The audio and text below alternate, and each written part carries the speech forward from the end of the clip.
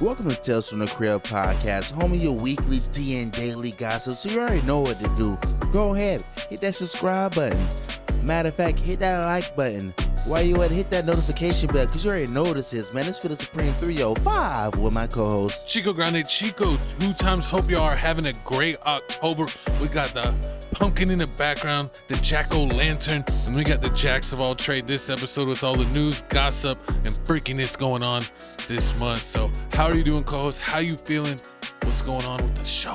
I'm feeling good. I'm feeling great, man. But how y'all feeling? All my workers out there, all my non-workers out there, all my people out there that doing all the scamming, man. We already know. Thank y'all for watching, man. We support y'all. Hit that like. No, we don't. I don't know. I support the scammers. I support the hustlers. I support the people with a dream. I support the people with ambition. So make sure this guy is never at the DARE program. He is not qualified. He should not be allowed to speak in any community services. Whatever. But he might even make a topic next week if this gets out. But welcome to the show, Chico Grande, Felix Supreme 305, episode 227 of Tales from the Crib.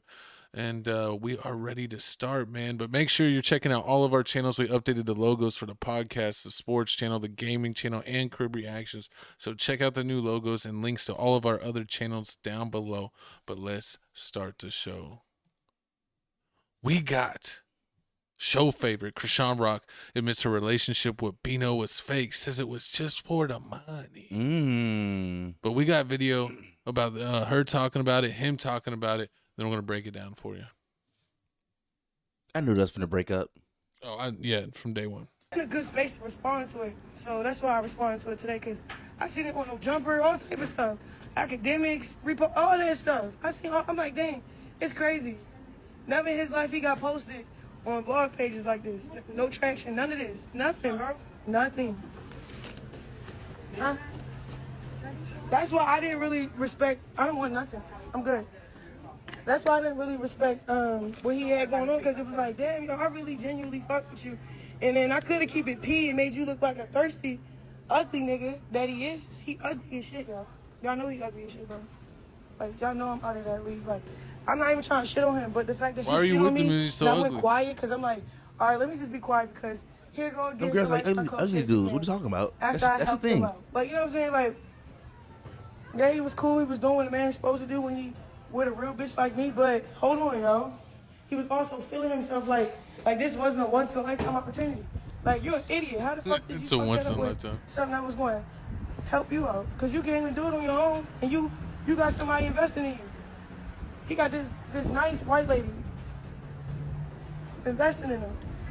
Dang, getting exposed. I ain't seen nothing but whenever I was with him. So I don't really fuck with motherfuckers that be trying go up, but like, and that's the other thing. He started making it about my baby father. Like, he really a fan. You feel what I'm saying? He a fan of my baby father. That's why we really stopped talking for real. Cause we were just cool for real, right? Homies. Then it went to, then it went to, exchanges. You feel me? Then it went to, I'm genuinely there. I love God, and I met his mother in them. So I had respect for him, and I had respect for what we got going on, because he looking P. You know what I'm saying? My sister baby, kidnapped my son. You know what I'm saying? I go down with some security and, a nigga for real to go get my son. You get what I'm saying? So he did some real nigga shit, but then he did some buster ass shit too. Some shit I ain't even gonna talk about it. But he know. You feel me? Like, I don't like that. Like you gotta be there or something. Like, he into my baby father. He's not really into me. You know what I'm saying? Like, he was so happy he was acknowledged in a way, like, I'm just like, damn. That's why you're not where you're supposed to be, because you're not that humble. As soon as you got a little, hi y'all. Sure. Just doing it for clout. Cool, him? Then, that's what else what she's saying. Saying? He keep talking all this blood shit too. You know what I'm saying? He a fake gangster. He ain't on none of that. Like, I really be with, you know what I'm saying? I really be with, yeah, you know what I'm saying? None of that phony shit though. Like, I feel like he a fake blood, for sure.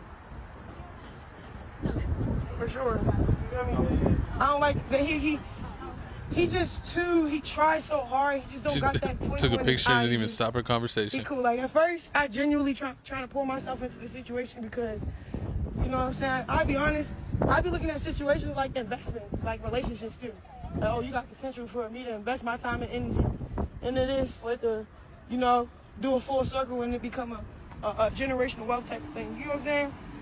But a lot of motherfuckers be like so caught up on clout, they forget all that shit, bro. So, like, he's not a real blood. Oh God, bro. Man, dead ass. I thought he was Crip. It's Blueface. Sure. And I'm not talking about, like, he's just an idiot. He really is. It was a waste of time, and he could have kept the money and the gifts. You feel what I'm saying?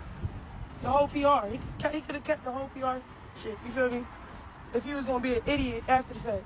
Cause me, we could just be like, you know, I'm cool with everybody. I can make money with my friends. I don't gotta be. We're here, straight buster. He's a bark. For real. It's bad. Exorcism. That homie's like, she's sick minded. That's why I left her. I couldn't just watch that shit. You feel me?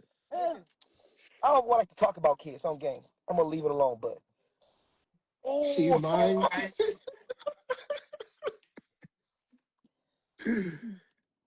Every outfit the little nigga got on right now. Somebody said, what's really wrong with Junior? She needs to go get him some proper therapy and be a mom. That's what's really wrong, bro. Proper therapy. Nobody want to say that, or her friends, everybody want to hide it. From her sister. I should have left him with the sister. He was better off there. Dead homies. I'm being honest. Don't do her like that. That bitch should have stand down. Bitch go get a fucking, I don't know what it is. Dead homies and feel like she got some security to talk about me.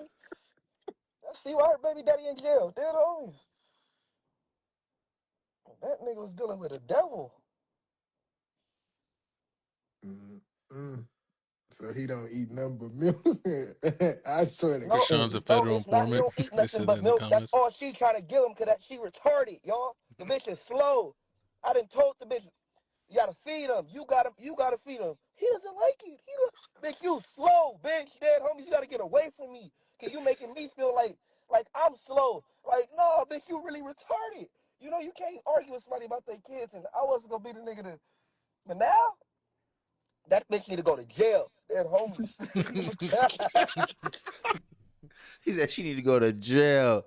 Oh my God. Chrisean Rock's ex Hood Trophy. His whole name is Hood Trophy Bino. But yeah, just watched the video of him criticizing her for her parenting style. She's fried. I was in a real life circus. Yeah, what are you thinking about that? I mean, he was in a real life circus. He knew exactly what he signed up for. But like I said before, as soon as we played the video, we already knew this relationship was set up for failure in the beginning because, number one, they've been talking about Blueface finna get out in the summer. They've been talking about Blueface finna get out for like the longest now, and I think he's finna get out in the next like month or two. So, yeah. I mean, as soon as he got out of jail, I mean, I don't really feel like anybody wanted to be in that situation. That would have been a toxic love triangle because she would have been with you, dropping the kid off with Blueface. Then on top of that, you already know how baby. Oh, it's beef with baby dads. Exactly. You already know what they say. The baby under 5, the relationship's still alive. So you already know that means she gonna be. You about to cook him in the comments, ladies. That's all they gonna be doing. What? Go ahead. That's what I learned that from the girls. They said that the baby under 5. That mean they're shooting. But this they're shooting. No, it's a monster cannon. This is a monster cannon pop. But so I mean, yeah, like I said, Blueface is getting out of jail soon. So I already knew that a relationship was finna end. And then on top of that, she was like streaming with Ray J because you seen a lot of that coming on, a lot of that going on now. Like you seen Ray J streaming. Yeah. And then you seen him with Chrisean Rock, and then you seen Chrisean on Playboi Carti doing like some Maury type of thing, some Maury show. Like remember when you saw the baby doing the whole little looking at the sky. Oh my God, yeah, I don't know who that other girl was, but yeah, they had like a fake Maury, and this other girl approached her like she had like real life beef, and she was like, "Oh no, you ain't about to talk to me like that," and she set this baby down, and I guess. You know, like usually if you sit in a seat, if your back's all the way back, you can lean back and, you know, the chair's going to hold you up. But she didn't set him back far enough. and Junior can't balance himself. So as soon as she set him down and turned around, he already started leaning over like a Jenga, and then his eyes rolled in the back of his head, and then he fell over like a Jenga tower. And it's like, can someone please save the baby? Like, why is the baby here? Like, I don't understand it. I don't know. It was just crazy. I mean, I see where Hood Trophy's coming from. Sometimes, so you believe him? Yeah, I definitely believe him. But I mean, just from the clips, and then people keep on saying that, like, and we're not trying to make fun, but this is what's going on. They keep on saying that Junior's eyes, like when she's on live and like holding the baby, that it's like Junior goes cross-eyed, and she'll realize that he's going, or not cross-eyed, but space out eyes, and look in the opposite direction. And like you know how like when the camera's not focusing and you wave your hand in front of the lens to help it refocus, she does that in front of his face to help him like it refocus his eyes. And then people are going, "You're not refocusing his eyes. You just are straight up poking him in the eyes." Because she got the long nails. That's horrible. That is so sad. I feel for the baby. I really do feel bad for the baby. And then to hear Hood Trophy, I never knew it before this, but he's pretty funny. And him saying, be like, you can't say he doesn't like eating, he needs to eat. Just because you have a hard time fading it doesn't mean like, oh, he doesn't like eating. Like, this is oh my God. Like he said, like CPS needs to be called. They have been called. That's the problem. That's why the sister took him. That's why the system has failed us. That's why the government is shut down. Because it's stuff like this. It shouldn't be like, it's just horrible. Like, it's just a horrible. And this is why she keeps on making the news, and this is why y'all love her. Exactly. It's like crazy situations like this. And that's just, yeah, exactly. And that's just the whole bad part about it. Like, where would the baby go? Like, are you gonna give the baby to the sisters? Because you see what happens when you give it to the sisters, Chrisean Rock sisters. They using the baby for money. They trying to ask for like $5K. They trying for like $5K. Oh yeah, we'll watch the baby for $15K a week. Like, what the hell? Like, I might as well just get it right. That's crazy. Yeah, I don't know. Exploiting her. Then on top of that, I guess it should go to Blueface Mama. She's gonna use the baby, but at least she's not gonna use for money. I don't know about. Chrisean's already crazy, but does she have a parents? No, her parents. I mean, everybody got parents, but I mean, her parents. No, that's what I mean. Are they in the picture? No, not like that. They toxic. Even worse. Her parents are the reason why she like this. So you want that? No, that's what I'm saying. Baby might have to be in the system, or maybe Charles Barkley could take his baby back. I thought. Oh my God. Him and Ernie could watch it together. I thought we were finna make it through this whole topic without you mentioning. No, I know how much you love Charles Barkley, baby. It's terrible, but he looks like a little baby Charles Barkley. Oh my God. No, I mean, I honestly feel like. You know what's crazy? Is she said that she didn't even like him like that, but literally look at the picture. She's all up on him. Look how she's looking at him. She's all up on him. She called him. Oh yeah, she's like staring at his soul, like this the man. Oh yeah, you was talking about. She called him ugly and everything. Like you never heard that saying? Like, I like my dudes medium ugly. Girls say that nowadays. Yeah, I've heard that before. Exactly. So I know a lot of girls that say that, but like I was saying, only one I can think of that could possibly watch the baby is Blueface Mama. But only bad part about that is like she's gonna use the baby for clout. Like she's not gonna take any. She's not gonna. Trophy's gonna be the dad that stepped up. He's gonna take the baby regardless. It's too late now. It's too late for all that. She already has a new boyfriend. I'm just kidding. Remember, I think didn't I show you her new boyfriend, Chrisean Rock's new boyfriend?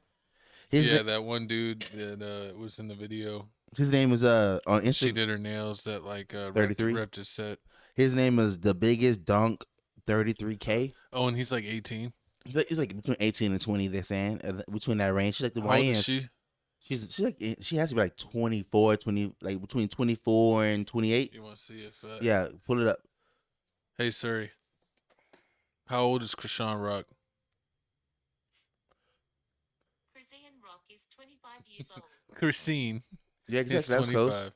She was 20. She's 25 years old, so she like a lot of years younger than him. 5 to 7 year difference. A lot of years difference. I mean, I don't know what's going on with Chrisean. I mean, that's not bad, but usually try to avoid that on the younger side. Do you think she's doing this for clout? Like, do you think like she's one of those people, like, you know, like Black Youngster and like they said like Plies and all them other rappers and people, like they play dumb in front of the cameras, like allegedly like Kodak? No, there's no play. You can see it in her eyes. Oh, God. I try to have some hope, cause kind of hope. There ain't no hope. You know, that's messed up. That's cold-blooded. Nah, man. I mean, I'm worried about the baby because it's like the baby already didn't have a chance, possibly having, fetal alcohol syndrome. And then it's like, and then you're not even giving the baby a chance. Like that's actually really messed up. That's sad. I mean, Hood Trophy is, yes, not the sharpest tool in the tool shed, and even he's disgusted at this mothering. You know, it's crazy. What? Have you ever done that? Been disgusted at somebody's mothering? Have you ever stopped messing with the girl because she's like such a bad mother? It disgusted you. Hard. Oh my god. It's so I've not had so many. I mean, I'm really good at choosing who to talk to, but it was this one girl that told me, like, this one girl told me how she basically slipped up and like did the unthinkable, and like she has a daughter and she let the daughter boyfriend come over the house, and I was like, oh my god, I can't talk to you. Like, You don't have any rules, no boundaries. I don't care if you feel she's like one of those parents that want to be friends with their kids and like give them no rules. Exactly. She's like one of those parents that feels like, they're going to do it outside in the world. I'd rather them do it inside the house while I'm around their chaperone. Like, no. Those are the coolest parents. They're not. They need to stay away. Stay away. Stay away from my child. Far, far away. Growing up when I was in high school, those were always the friends' houses I was at. The parents are like, it's okay to throw a house party here as long as you keep it to like 5 to 15 people. You're allowed to chill here. Hard, but that's like kids end up drunk. All the bad stuff be happening. I be wanting pregnant, going to alternative school. Exactly. All this stuff that shouldn't be happening. But y'all, that's just hard. But y'all comment down below how you feel about this whole little Chrisean Rock situation. Because you already know she's going to be back in the news again. She just did something with her sisters that was finna make the cut. But we're going to say that for next week. It's crazy. It's like some topics, like, we know like, this topics people don't really care about. Maybe we won't cover it as much. But the Chrisean Rock, they love that. I mean, people just want us to keep talking about it. Comment down below if you're a huge Chrisean Rock, Blueface, all this real life drama going on. Me?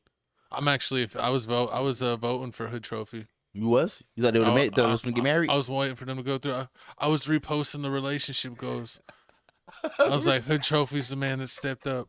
Hood Trophy. Who thought he would have been, I see why, because he is the Hood's trophy. Because he's the one that stepped up, and he's the one to believe in and showed the way. And then he just threw it all away for nothing. Now, you can't call him Hood Trophy anymore. He's got to be Hood Disappointment. So, shame on Hood Disappointment. That's horrible. That's disturbing. But let's go to something more disturbing. What we got? NLE Choppa's bald ass head. NLE Choppa. Why is he trying to like Tupac? No, he's not. He's trying to look like Tupac. No, he's trying to look like a monk. He doesn't look like Tupac. Tupac looked cool. Michael Jordan looked cool. He looks like he is sick. NLE Choppa responds to Jonathan Majors being a smart aleck to him. He said, read the Bible again. He was on Kirk Franklin's show, right? Yes, he is. And does the show have a name? Den of Kings. Den of Kings. I wrote that down because I knew he was going to quiz me. I am the quiz master.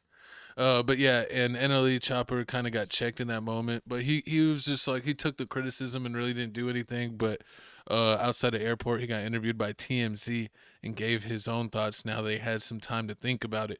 Let's see what NLE had to say. Do they pay people just to like? Yes.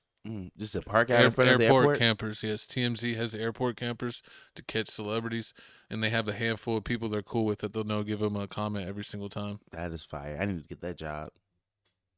Recently kind of did a sit-down with Kirk Franklin, and Jonathan Majors was there. Yeah. And you guys were discussing Jesus, and you made a comment about, people can read about it, but you made a comment, Majors clapped back basically like, yo, maybe you need to read your Bible more, because he didn't like the way that you interpreted it, I suppose. Yes. I was saying you should appreciate your brother and honor your brother, but Jesus and God should not be on the same plane.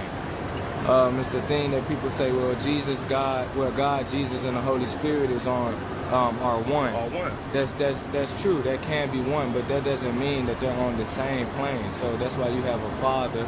That's why you have a son. That's why you have children. So we're children of the Most High God. So we will never be on the same plane as God. I think the way I probably pronounced it probably created a little bit of misconfusion, but I mean, any person that really breaks down scriptures and breaks down God will understand that God sits here. There's nobody that sits on that throne with him or share the same vicinity.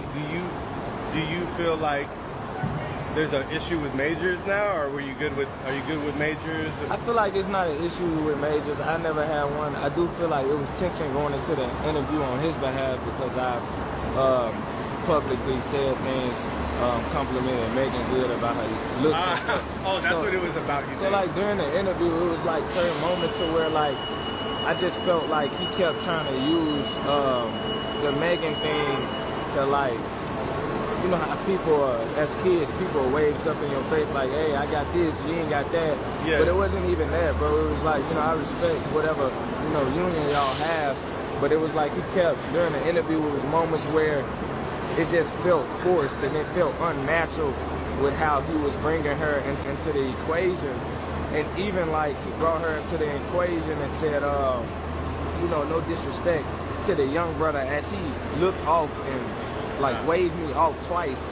Right. Then he looked up at the guy in front of him and made eye contact with him and said, and you know, no to you as well, Kev, but you did not look at me. You made no eye contact. You brushed me off and then proceeded to disrespect me. You feel me? So it was like, I just knew what was really going on behind the scenes. I knew that that was something that he was pressed about. In Christianity, it's a thing where people praise the Son more than they praise the Father. And that's what I don't like. Okay. Because if we are man made in a likeness, Jesus is our brother. You get what I'm saying? Why would I drop down and praise my brother instead of praising my father? And that goes back to honoring your parents. I just gotta say something. What? Have you read the Bible? I read the Bible. I listen to the Bible. I receive from source straight. I would say read it again. Sir. Let me ask you a question, Ray Jack. Man, look at NLE set an example. No, I'm just kidding. I'm gonna bring us on screen here, but man, NLE looks crazy. I can't get over that. I told you he's got the like Cholo look. No, he's got the one button and everything. True that. He's trying to do that West Coast vibe. Isn't he from like the East Coast or Midwest? He's from he's from Memphis. Oh, Tennessee? Yeah. Okay, so yeah, I mean, Cottonwoods. That's the name of the street. Yeah, I think the name of the street is Cottonwoods. It sounds right. He made the movie with Welcome to. Yeah. But anyway, let's throw our 2 cents on this exact topic. So Jonathan Majors, you know, he kind of went at NLE Choppa. He didn't really say anything at the moment. Said something to TMZ here, and I will say that I do kind of agree with NLE Choppa on one point. What? Where he said that Jonathan Majors felt forced when he was bringing up Megan Good, because we actually watched it. And he was literally just like randomly talking a story about, oh, like when I was down, I found my wife. And you think he's about to get into like a beautiful or touching story. And then he just goes, Pyaw! and then everyone's like, what? That's what me and my wife. And he goes, oh, I'm sorry. This is what me and my wife do in our kitchen. And we're like, we just can't believe that we married each other. Like we both married the coolest people ever. And we're just like, yeah, we did it. And it's like, what is that about? Like that, it was super weird. And the whole time anytime Jonathan Majors was talking, like it seemed like he was acting, like overacting, like almost like they do in plays, you know. And it's like, when I think about it, you know, just like, just being like what the hell are you doing? Weird and extra. He was just being weird and extra.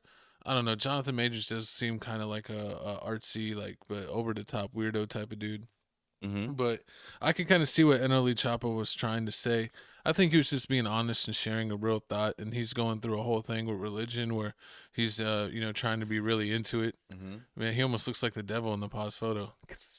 Definitely.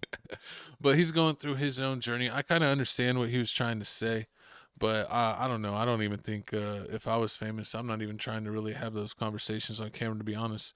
The way that people could flip or, try to twist your words and make it seem like you're thinking crazy or talking down or this or that. It's just better just to stay away from it. Exactly. I mean, that's why I'm wondering, like, who gave NLE Choppa the A-OK to even be on the Kirk Franklin his publicist or manager? Den of Kings. Like right now, like if you didn't know, Kirk Franklin on YouTube has a Den of Kings little episode series that's going on. There's 4 episodes out. There's 4 episodes out right now.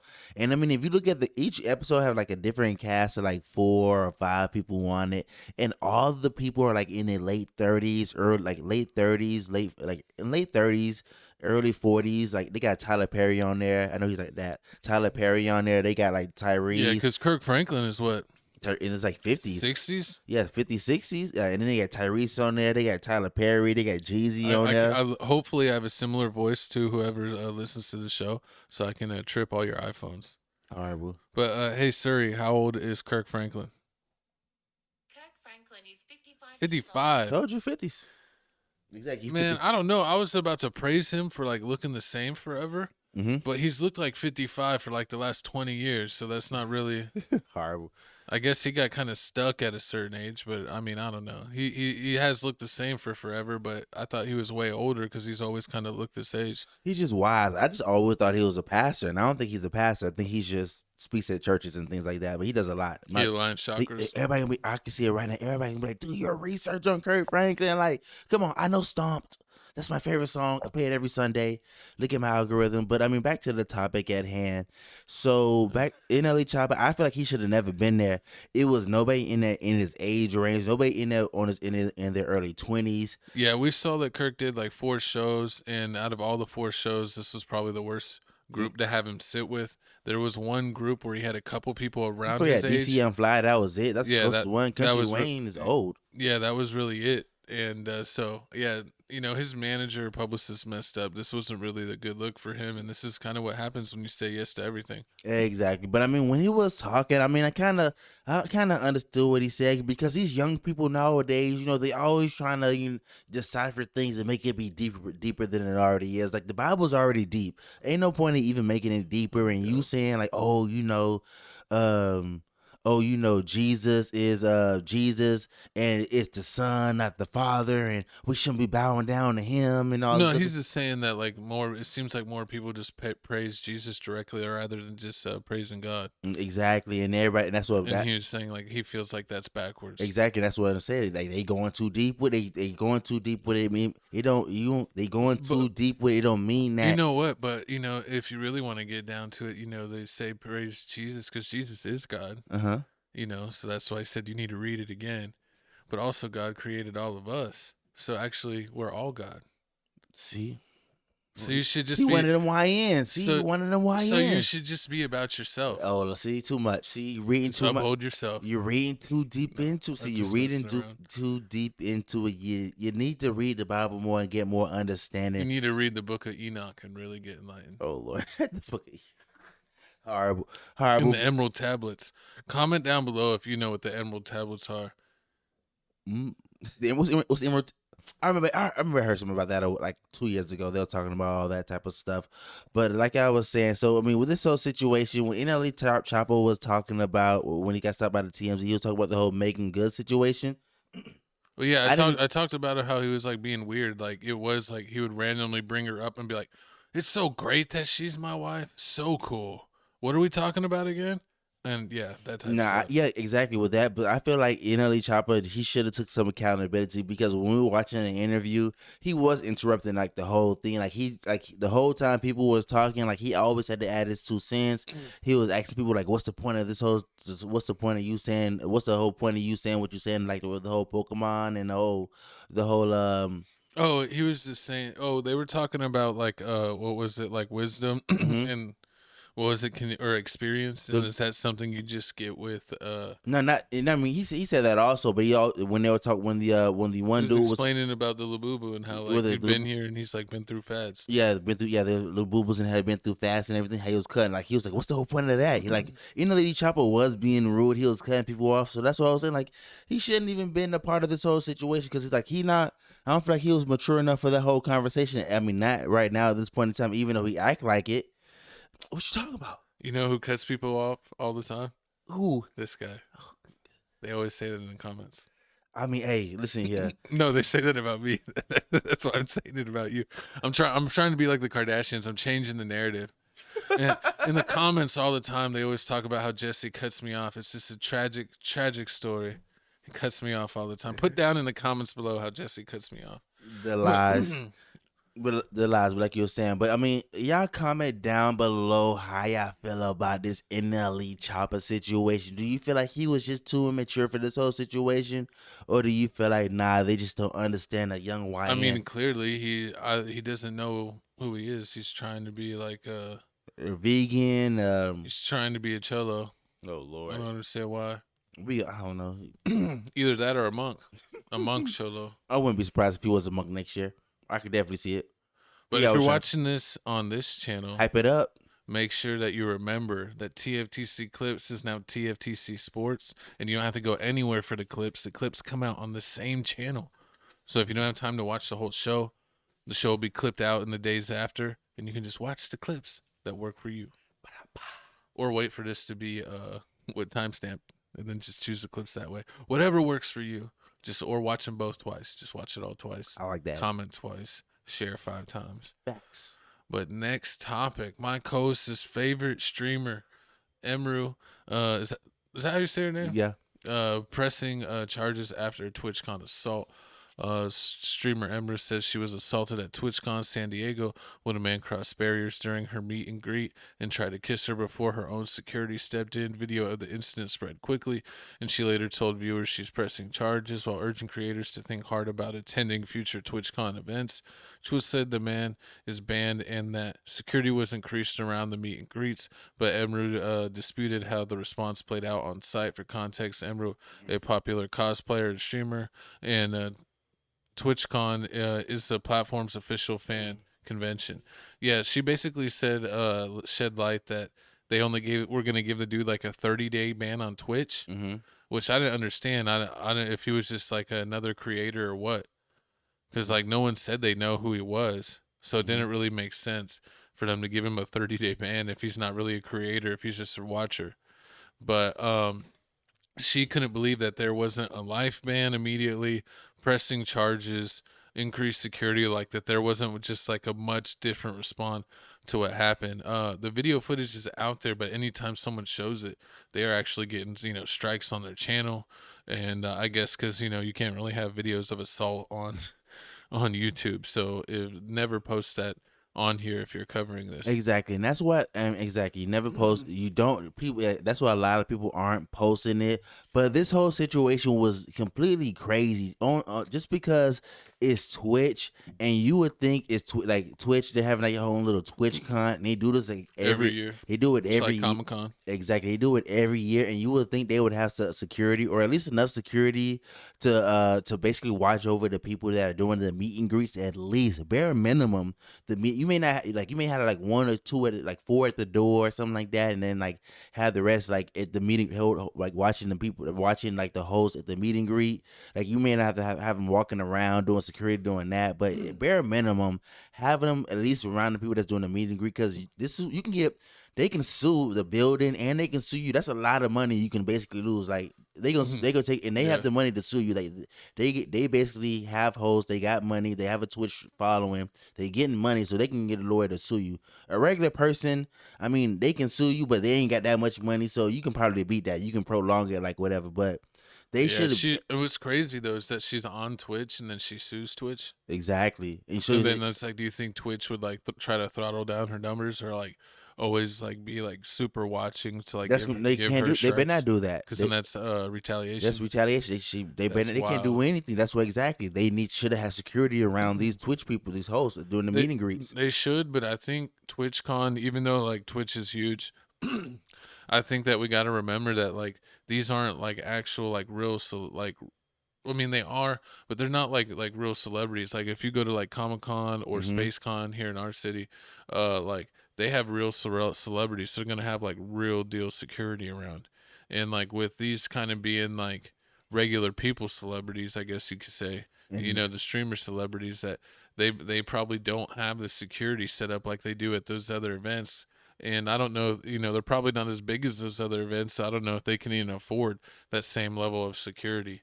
So, and even if you're doing meet and greets, you're giving people the opportunity to be right next to you. Mm-hmm. So at any time, someone could go through a security check, but there's, you know, someone could snap randomly and start throwing haymakers at you. True. There's nothing that you can't. There's no wand for that. You know. True. So, I mean, yeah. You definitely do have. Or try to kiss you. True. Like this dude did. You have those situations, but at the same time, those are like you see it coming. Like you know how it's organized, it's 1 by 1 or like 2 by 2, however it is. Like they bring them in at a time, so you prepared. Like this person that came up, they just walked up.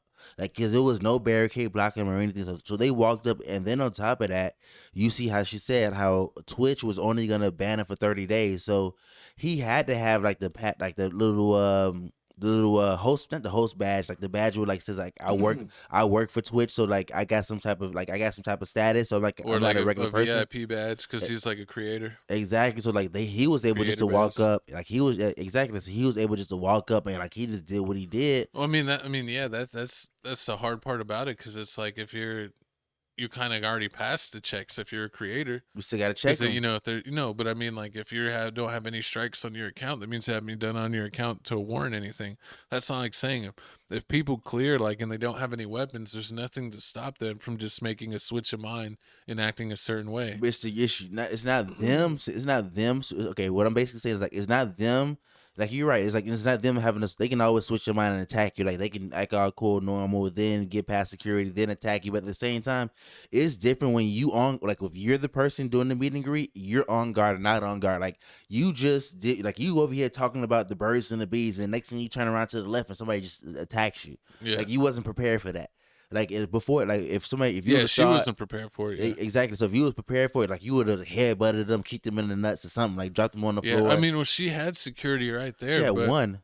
Yeah, but that's the problem. She said she had two. Allegedly, she had two, but the other one had to leave. He got banned for life because I think someone last year trying to do something to her, and the guy like got him in an arm lock until the cops came, and then they're like, they got sued for him like causing injury to that guy, so he got like banned for life. It's horrible. See, you can't win for that's like her real personal security. Sorry. It's like, yeah, it's horrible. I mean, Twitch is just basically not safe. And you know what's funny? You can always you already knew that because every time like a streamer gets in trouble or get banned, they'll be like Twitch will be the first one to come up like, oh yeah, like I Show Speed, he's banned. Like he gets swatted. He's banned indefinitely. Then like 2 days DDG, like 2 days later, oh no, he's just banned for like 2-3 days. He'll be back next week. Like what? We've literally covered someone getting banned and they've acted like they were banning them for life, and we're like, this is huge because they're a huge creator there, and by the time we've dropped the video, they've already unbanned them. So it's like no point even covering it. But only person that they ban and they make sure they ban is Aiden Ross, because Twitch refuses. I think it was like because he went to kick and then like he couldn't. They don't even allow him at the events. Yep. He tried to go and they kicked him out, and then he got like a guest pass through someone else, and they're like, no, it's like you're. Doesn't matter whose pass you get, you're not allowed here. And then I think then they kicked out the person that let him in. This is hard. And probably banned them. I don't know if they perma-banned him, but they banned them too. So it was, they have a whole kind of thing going on. I wonder what they're going to do next year, because I mean, this is going to continue. Like you just said, they had that event with the security guard. They had this event with this girl. So they said a lot of people weren't even thinking about not coming this year. She was thinking about not coming because of how unsafe, and then this happened. It's crazy. So I think what sometimes people think is like when you see brands, you know, and especially if you get a huge following, and have like huge events that they think it's a lot bigger than it is. I think Twitch may be a lot smaller than it is. And then like, they throw an event and they may not really have the structure. They'll be like fully planned security at all levels and really plan it out at a professional level. You know what I'm saying? At an expert level. That just don't make sense. Like if Aiden Ross and like iShow Speed and Kai are like doing all these $1 million projects and everything, if you're the owner at Twitch and you're able to get all these sponsors to give everybody else so much money and make them millionaires. But think about it, the smaller the operation, the more profit. Oh, he's tucking money and don't care. That's what I'm saying. He may literally have the money to fully staff this, but he's like, why would I pay, probably, $500,000 to get this fully securityed out when I could, spend like, half that 50 cost. bands and get a handful of security guards spread throughout and not really have it covered. That's crazy. I could totally see businesses cutting corners like that. And the dude kind of seems like a weasel, shiesty person. So I wouldn't put it past him. This is crazy. I mean, and check us out on Twitch. Tales from the Crib on exactly. Twitch. Make sure you hype this video up. But yeah, man. I hope she basically win. I want to say I hope she wins all the money and sues him. But then that means if we go on Twitch, they gonna ban us. I really had no idea who she was. But I had seen her in a handful of clips, like on shorts, like the Instagram reels or YouTube shorts, where she's like doing random clips. So it's like cosplay or like at cons, or just like making random jokes. She hangs out with a handful of other streamers that I've seen. True. Yeah, and I don't know them, but they pop up in the reels. They definitely do pop up in the reels, but definitely make sure y'all hit the like button, hit the subscribe button, man. Comment something down at the bottom, hype this video up. But moving on, what we got next?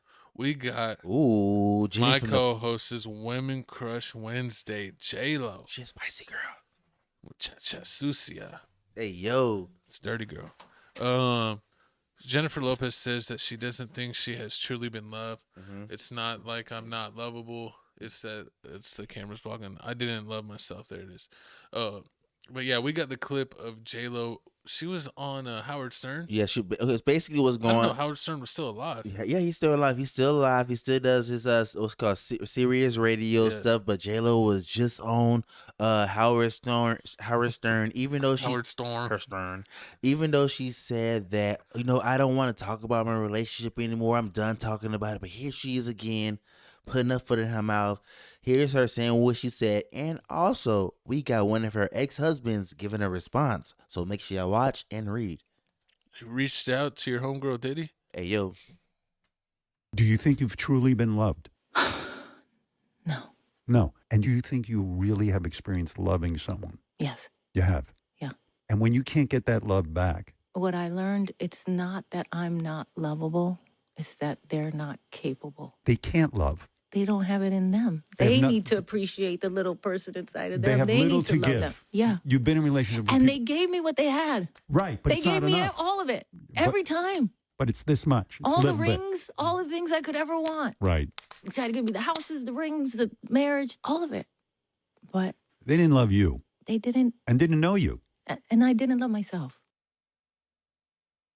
Exactly. She didn't love herself. And you see right here, one of her husbands basically said, the one that was a waiter before she did the Selena movie, basically came out and said, you always come out, you're always blaming everybody else for your problems. You should be embarrassed, ashamed of yourself. You should be embarrassed, ashamed of yourself. I never cheated on you. I'm not the one that cheated. You're the one that cheated.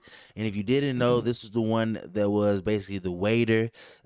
Jennifer Lopez dated this dude and married this dude right before she did the Selena movie, and then right after that she broke up and divorced him, and then that's when she ended up dating the dude that was going with Mariah Carey, and that's what the whole Mariah Carey beef started after that. Oh my God, Mariah Carey always owns J-Lo. Exactly. She's like, I don't even, who is that? She don't even know it. Like, that was funny as hell. She's like, I don't know her. Exactly. But so basically back to this whole situation. I mean, it's just crazy. Like, some women, they crave newness, validation. Some girls just hate being bored. So, I mean, but this whole situation's crazy because this video just basically showed that she was married 4 times, engaged 6, and she still wasn't happy. I can't believe that Ben Affleck messed up twice. He didn't mess up twice because I mean, think about it like this. I mean, if you put it, I'm that one famous meme picture of him smoking the cigarette where he's like, "Oh my god, I can't believe this." Like, I'm pretty sure that like that was like in their first relationship. When he went back to that. Exactly, he went. He thought it was gonna be. I mean, he thought it was gonna be different because I understand what happened. It's never different. You don't know. I mean, you don't know that at the point because you think about it, like when they dated, it was like 10 years before they one way, so it's like years later they done had kids, you done had kids, so you would think like, oh yeah, they different, they calm down. Then you ever went somewhere and then not been there for so long, then you go back again, like, oh yeah, this is why I stopped going here. The food sucks. Yeah, it's like one of those situations. Like, why haven't I been here so long? Oh yeah, because it's ass. Exactly.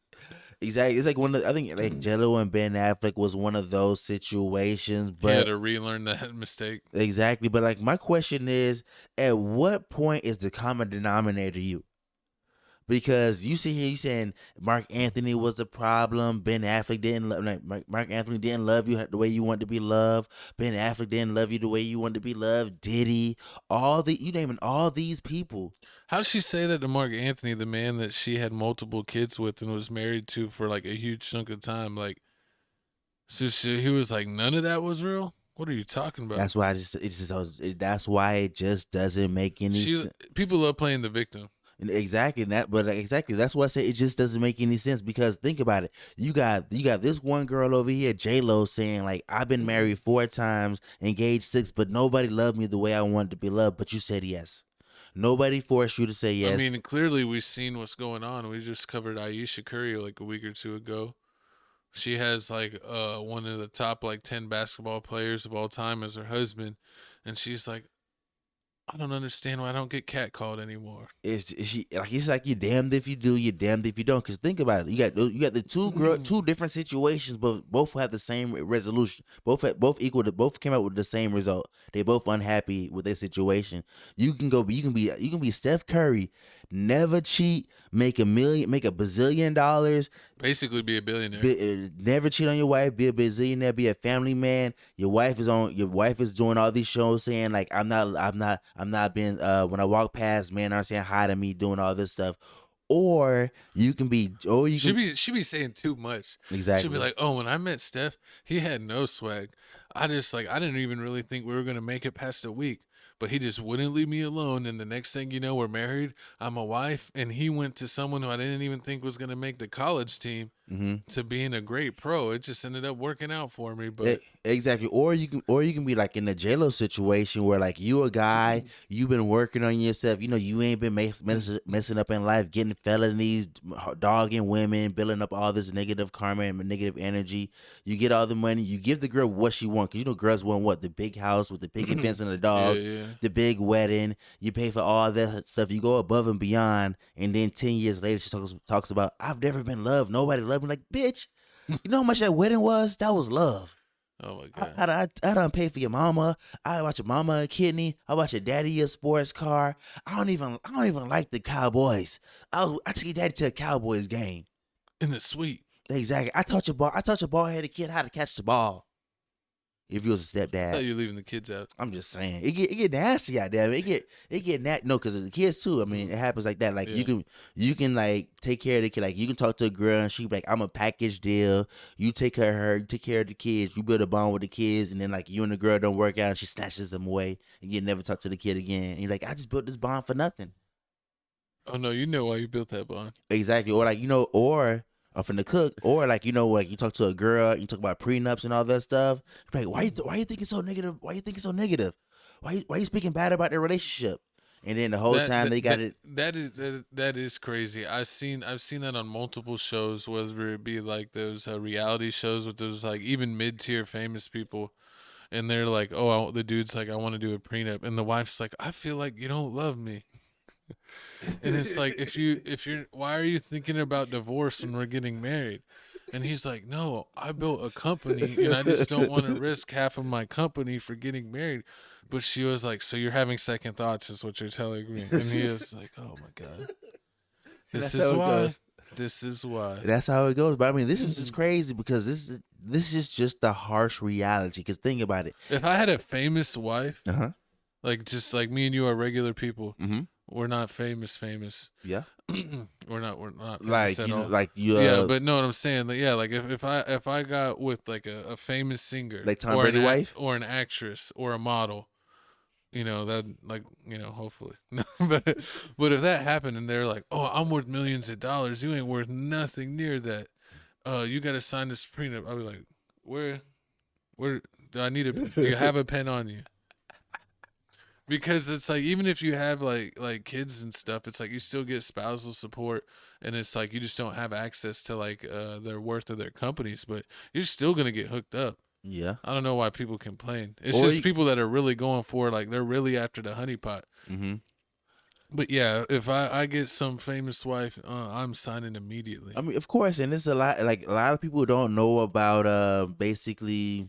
They don't know about prenups, because in prenups you can add like cheating clause in it. Like every time you cheat, you got to pay me like this much money, and then like once you cheat like this many times, I'm divorcing you. Or like some people put like if your weight passes this much, then I get to do That's this. wild or that. if it ever has that in there. People have crazy things in their prenups. It's a lot of crazy things. I heard a lot about a lot of people. I think like Jeff Bezos had like some crazy. I think he had some crazy prenup rule. Well, some people will have like a prenup rule, but if he gets caught cheating, the prenup is off. Yeah, exactly. I've seen that where people do that. So it's like it's a negotiation. It's a contract. Yeah, you're gonna sign the prenup, but that means you have to be faithful. But then should the woman or the other person get double punishment if they're the one that ends up cheating, even though you had to sign the extra part about cheating? You didn't put it in the contract. That's on you. It's crazy. If you focus the whole world's a contract. The whole world is a contract. But at the same time, if you start a relationship saying, "Oh yeah, let's talk about prenups and all that stuff," then it ends bad. Like they like, oh yeah, you thinking negative about the relationship. Or you could do the Steven Jackson thing. You remember how he told the girl like a few months before the wedding, and then like during the wedding, like she still didn't sign it, and he brought it up to her like, hey, you didn't sign it, like what's up? And then she was like, oh no, yada yada yada, and like they never got married. You know what you do? What? So you say like you're getting married, and you have the contract, right? In whatever the last page is, you have like a paper over it, but the bottom where you sign, and be like, hey, I'm gonna get us some custom napkins. I need your signature, and have her sign the paper. Can't do that no more. Know what she's signing. You can't do that no more. They it's like certain rules, like certain things they say, like even when you go to court and they're like, oh yeah, when you sign this plea deal, were you like under any emotional distress, or like did they make you sign this, or like did you know your full thing like that? She can say that she didn't agree to sign it, but I'll be like, well, we did this like way early on in the relationship. She probably just forgot, but she definitely signed it. That's what you gotta have proof. You have that. That's why people have proof in lawyers, so situations like that doesn't happen. Because a lot of girls say that like, yeah, give it to me. Like I wasn't emotionally in the right spot. Like he gave it to me 2 months before the wedding. Like I already picked my dress and everything. Like I wasn't like, you remember I told you about the whole basketball thing. Like once Kevin Love talked about the whole mental state and the emotions and all that stuff, like, and girls been saying it, it's just like it's a get out of jail free card. Like if you say like I was mentally in the right state of mind, you can get out of almost anything. Nowadays, that's how they treat it nowadays. They treat you being mentally unstable, or you being some like mentally not in the right spot. They treat that like to get out of jail free card. But it is. I mean, people could literally off people, and if they say they have a mental episode, you don't get the same amount of time as if it was a crime that you just committed. It's crazy. I mean, honestly, it is true. That's just the way. That's the way it's just. It's just the way it is. Tupac. But yeah, but like I was saying, like Tupac. But like I was saying with the whole J-Lo situation, like J-Lo, she just doesn't know how lucky she is, because she made one good movie in her whole life, which the Selena movie. That's it. But she made a lot of shit. She made that that was Mariah Carey. Mariah Carey. That was my favorite. I was say Glitter. I was say the Glitter movie was Mariah Carey. I forgot what she made a couple other movies. So she was in a movie with Wesley Snipes. Oh, you know what movie she was in? What? Anaconda. Was she real? Yeah. That's crazy. That's crazy. But like I was saying, like, so basically J-Lo's had everything, and like she's had everything like anybody would want. She had the wealth, the wealthy man. She had the man that had the fame. She had the regular man, the kids, the singer man, the actor man. She basically had everything, and she's still not happy. That's just the crazy. She even had the Diddy man. She had the Diddy. I mean, that ended bad. Ain't no party like a Diddy party, so. Yeah, that's what's up. Yeah. That's what she said. Yeah, yeah, exactly. And that ended bad. Then on top of that, with the Ben Affleck situation, she did the whole documentary thing, how like with Fat Joe and how that situation just ended bad. So I just don't know what's going on with J-Lo. It's like she just can't be happy. She's her biggest and she's her own biggest enemy. That's how I just honestly feel about this whole situation because she can't allow herself to feel love. She's looking for. She's looking for love everywhere. I remember literally watching a clip where it was from a few years ago where she went back to the Bronx, and she was like looking outside of her old house or like unit or whatever, and some dude was like on the porch, and he goes, "What are you doing?" And she was like, "I used to live here," and then he was like, "What?" And she's like, "I used to live here." She's like, "You don't know me?" And he goes, "No." And he goes, "Who are you?" And she goes, "I'm Jennifer." Or no, she goes, "I'm Jennifer." And he goes, "I still don't know you." And it's like while she was filming this interview, I was like, that's right. That's horrible. You got owned going back to literally your old house. You know what's funny? And that's not funny. What I really want to know is what feeling are they chasing? Because if you never had that feeling, and if you it's like, what are you chasing? Like, you're like, oh, nobody's ever loved me how I want. What are you basing this off of? Like, what level of love do you feel like you're supposed to have? For them to get married, who gave you this type of love that you feel like that's the type of love I want? If it's not this kind of love right here, it's not equal. Like, who gave you that? And if you say like it's my mom, my dad, nobody's gonna give you the same type of love your mom and your dad gave you. You're their child. Exactly. So it's like, what level of love are you looking to have that you've had in your life that you feel like this is the bar that I need to be set to? Because anything else is like in your head, and like nobody's ever going to meet what's in your head. I already have the answer to that. I think the real answer is that she has had that love before. That's why she's been married multiple times. I think really what she's currently saying is built more out of her frustration of none of those situations working out. Not that she truly was never loved. I feel like she's just thinking back, and then she's just like, none of them must have loved me because I'm perfect. And if you married me, it should have worked. And if it didn't, it's because you're a jerk off. This is crazy. I mean, I think that's literally how she's thinking. I can see that. I can definitely see that. Like, but she clearly felt that love because you don't get married if you don't feel that way. Some people, and if it's just a transactional thing, it's crazy because you see that for like regular girls where they'll marry a rich dude just so they could have a certain lifestyle. But it's like if she was already a famous actress singer, like you didn't need anyone's money to have a lifestyle. Like you want to have like the elite, like, oh, you didn't want to be in the top 5% of human wealth. You wanted to be in the top 2%. It's like, man, when is enough? You're only gonna get such a comfortable couch. You're only gonna get such a big TV. Exactly. I mean, what you want? Like, what do you want? No, she doesn't know. They're not getting. It's like nobody knows, and she doesn't know. So and it's like nobody knows. She doesn't know. She doesn't, and she's gonna continuously because you see it every time she breaks up with somebody, within a year or 2 years, she's in another relationship. So she doesn't care. She doesn't care if she gets healed or not. She's gonna go to the next relationship. She's gonna destroy that, and then she's gonna keep going and going and going and going and going and going and going. It's crazy. How it's funny where like I don't know when we were like younger, like maybe like high school or college, like when you see a girl and be like, oh, I didn't even know she was in a relationship. She never posts her dude. Oh yeah. And it's like what. That's crazy. And it's like it's crazy to see people that are that are like married and then they like never post their spouse. I see people do that. I see a lot of people do that nowadays. I mean, that's a new style nowadays. It doesn't make any sense because it's just like the whole little situation with the phone. Like some people say, like, why go through your significant other's phone? If you feel like you need to go through it, you might as well break up with them. Yeah. So it's like if you feel like it's a whole little posting your dude on social media because the only reason you're not doing it because you don't want any girl to hop in your DM trying to come to you woman to woman. He's like, oh yeah, I'm gonna post my dude, and then some girl's gonna hop in my DM, like, oh yeah, I'm talking to him too, or how do you know such and such? That's what they're running away from. But if you feel like your dude talking to other people, why see your dude? That's it. If you establish like y'all monogamous, like y'all only mess with each other, like you should be messing with anybody else. You should be able to post them, because if anybody come up, that means y'all both not honoring their agreement. Yeah, like I literally saw this one girl that like she was dating this like guy for forever. She would always like post him, like I knew her from back in the day, but she would always like post like this dude taking her out, but she would never post how he looked. So I post like his arm or something like that? Yeah, his arm and stuff.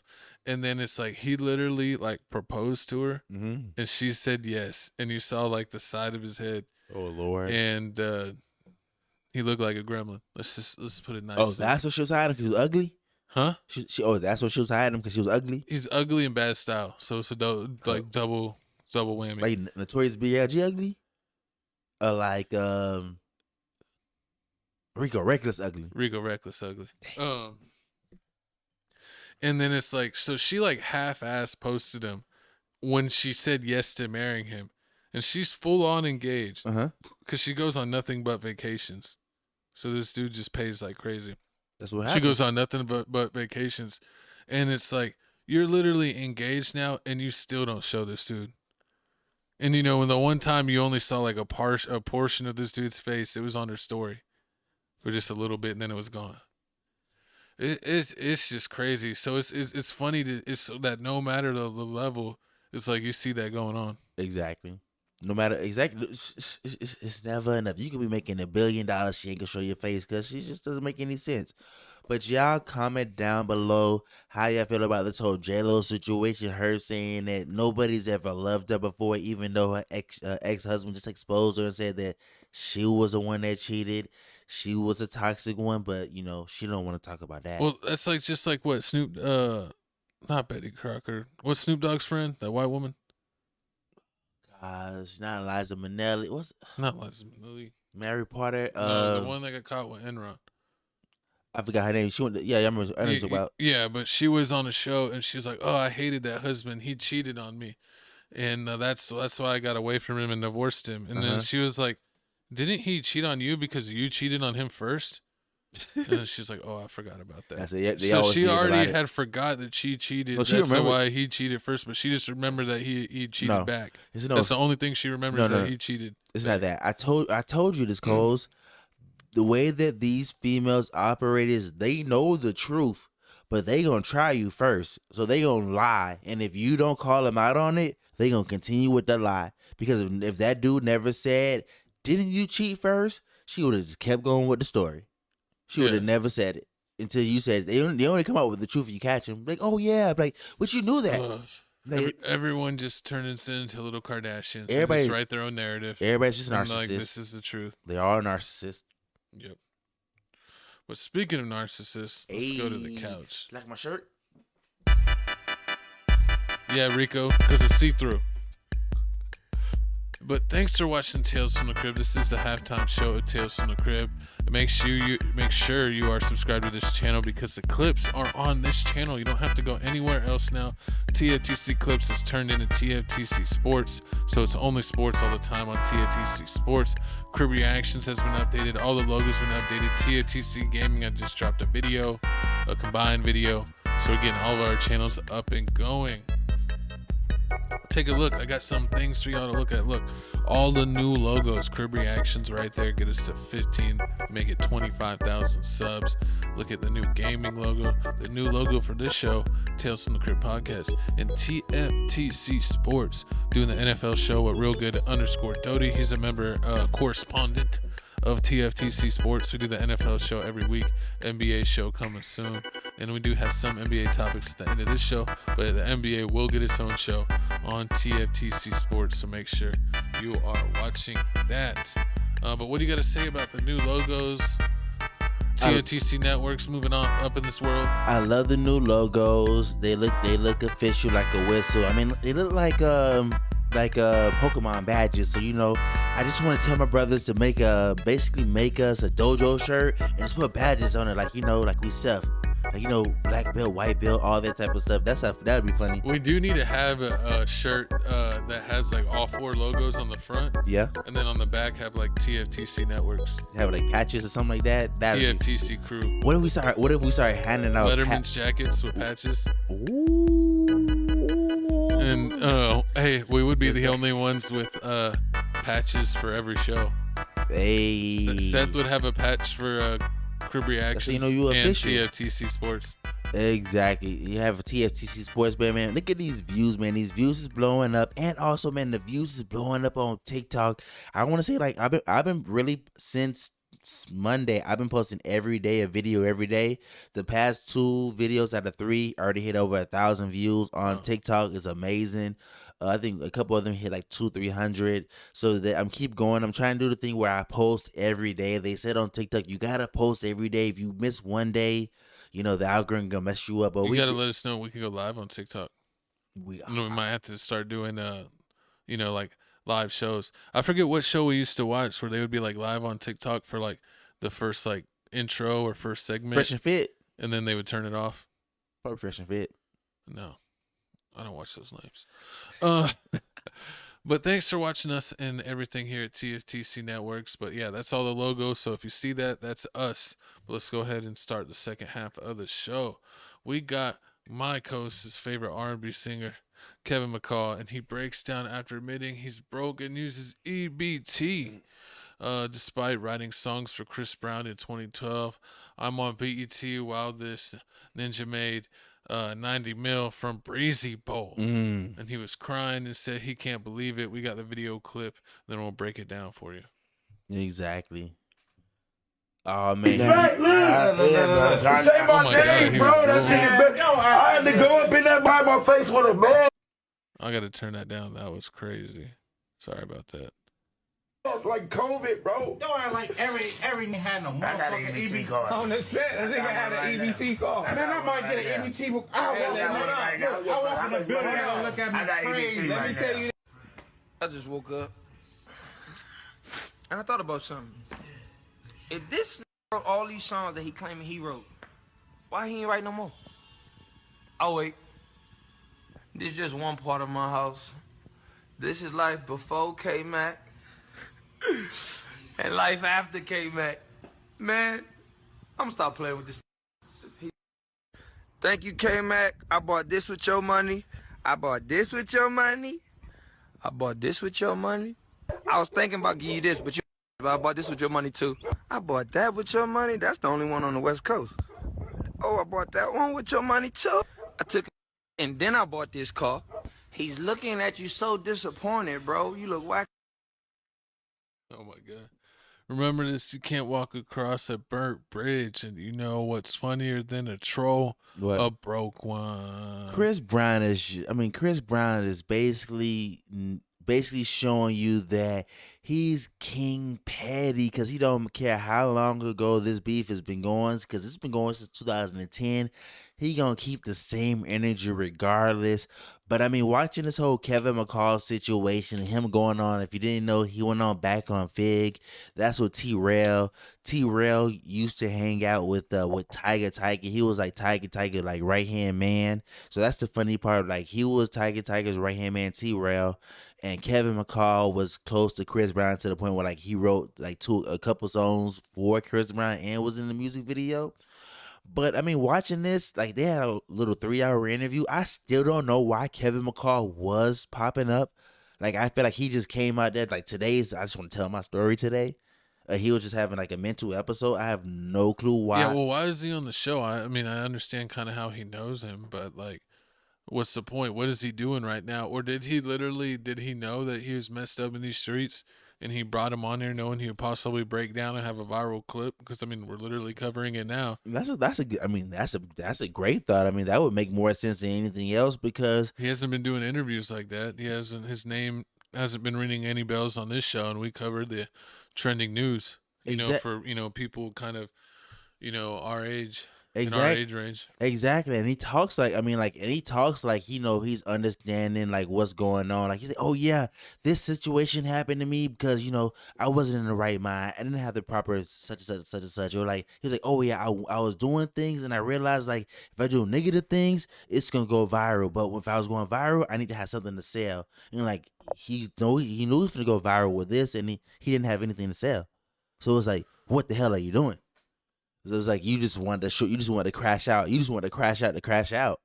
That's what it just looks like. Some people said that he seemed like he was messed up on the show, that he was kind of acting different, that he was on something, and like he had mood swings on the show, and like you saw he broke down. Like he was literally fine to like, I don't know. You're right. The whole thing might be about attention because they were literally joking and having fun.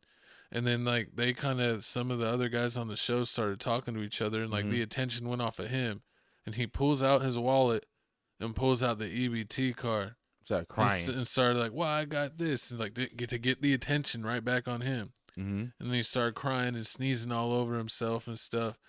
I mean, it was, and then, they were all saying, we've all been on EBT. And then, like, when it was like, oh, I'm on it right now. So. Yeah, and exactly. And that's what I was finna tell you earlier when I was like, that's nothing. Like, it was Old Dirty Bastard, that rapper. He was on I think he was on MTV Cribs. He was on something. And he like braggingly boasted like, I'm on EBT and such like that. And on top of that, like Charlamagne the guy used to talk about him having to go fill out for unemployment and doing all this stuff. So like, people go through this situation. But I understand how you and Barry's like, oh yeah, I wrote the song Deuces. I did this for Chris Brown. I was a football player. So like in his mind, he has this mindset of himself, like he's all high and almighty and like it's just beneath him to do other things. But I really feel like that's the reason why him and Chris Brown basically fell out. That's one of the reasons why him and Chris Brown fell out, because he felt like he was bigger than the program. Like he felt like, yeah, Chris Brown, you hot. You made the Run It song and the Wall to Wall song and all that stuff, but like you ain't make no Deuces or anything like that until I came. Like I'm giving you these hits. Like I gave you the magic. I gave you the magic. You hot because of me. And like Chris Brown was like, "What are you talking about? Like you was a bum. Like you a bum. Like, I put you on. I put you on. Like yeah, you giving me a couple songs, but like you don't really know how the music industry work. Like like you see like Rihanna do music camps, Beyonce doing music camps. Like these." Yeah. Like it's well, and he literally said he got in the music industry with not really knowing nothing about music, just liking music, and that like he kept on getting messing up because like he didn't know how to sign up contracts or to set up this and that or how getting paid works. So he would get scammed a lot because he was new to this and didn't have representation, and it's like it was his own fault. We watched that one video clip that you had showed of him talking about how he spent his first like $8 million that he got in his career. And then he was talking about like every time he got paid, no matter if it was, 1,000, 50,000 or 100,000, that he would just live crazy for like a handful of months and then either end up back at his mom's or his grandma's or like his one other friend's, because every time he got a check, he would just blow it immediately. Exactly. Just living reckless. I mean, this whole situation's crazy. I mean, and it was also funny. I mean, it's sad, but it's funny. Like when you told me, like, oh yeah, did you hear? Young Thug said, I'm gonna give him $25K. I'm gonna give him some money. And then like you was like, he saw what Chris Brown said and said, hell no. And that's the crazy part. That's the crazy part because Chris Brown and Young Thug did songs together. Yeah. So they're cool. Yeah. Yeah, well, Young Thug said, he was like, hey, people get busy. If you really need it, broski, I got $25K for you. And then Chris Brown was like, no, I didn't. I stopped messing with him because he's a jerk and an idiot. And then Young Thug was like, all right, never mind. Sorry. Could you imagine? I could imagine Kevin was already spending that $25,000 that he was getting from Young Thug. Exactly. I can definitely see that. And he's like, oh, yeah, I'm finna buy this. I'm finna buy that. He's running his EBT scam. Just disrespectful. Or what is it? The Chase Bank scam. Those people always use Chase Bank to scam. Exactly. And do you know what's? And then also when we were watching an interview, he was just talking about like a whole bunch of different other celebrities. Like he talked about Bryson Tiller, how like oh yeah, Bryson Tiller. I was cool with him and everything. Like I knew him before I was on, but then like now he's acting all funny.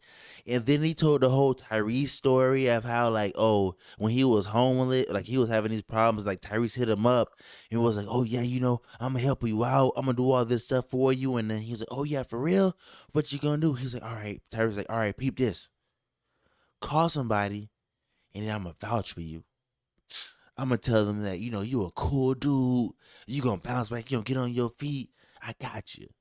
And then like the dude, Kevin was like, what the hell? And hung up in his face. And that's why he's still where he's at. Because he had a free voucher. Because he didn't use it. Because Kevin was like, because in Kevin's defense, he was like, you Tyrese, you got the big house with the Benihanas, you got the big house with the Benihanas in the back. You got the Transformer thing going on. You making money. I mean, but Tyrese is also kind of in the same mental space as Kevin. Tyrese kind of has had money problems as well, and women problems, and women and mental health problems. So, they're kind of birds of the same feather. Exactly, but Tyrese was a little bigger, so he could waste a little bit more. Exactly, he didn't get no Fast and Furious contract, that's for sure. Exactly, and that's also funny. Like he didn't get no like this dude right here.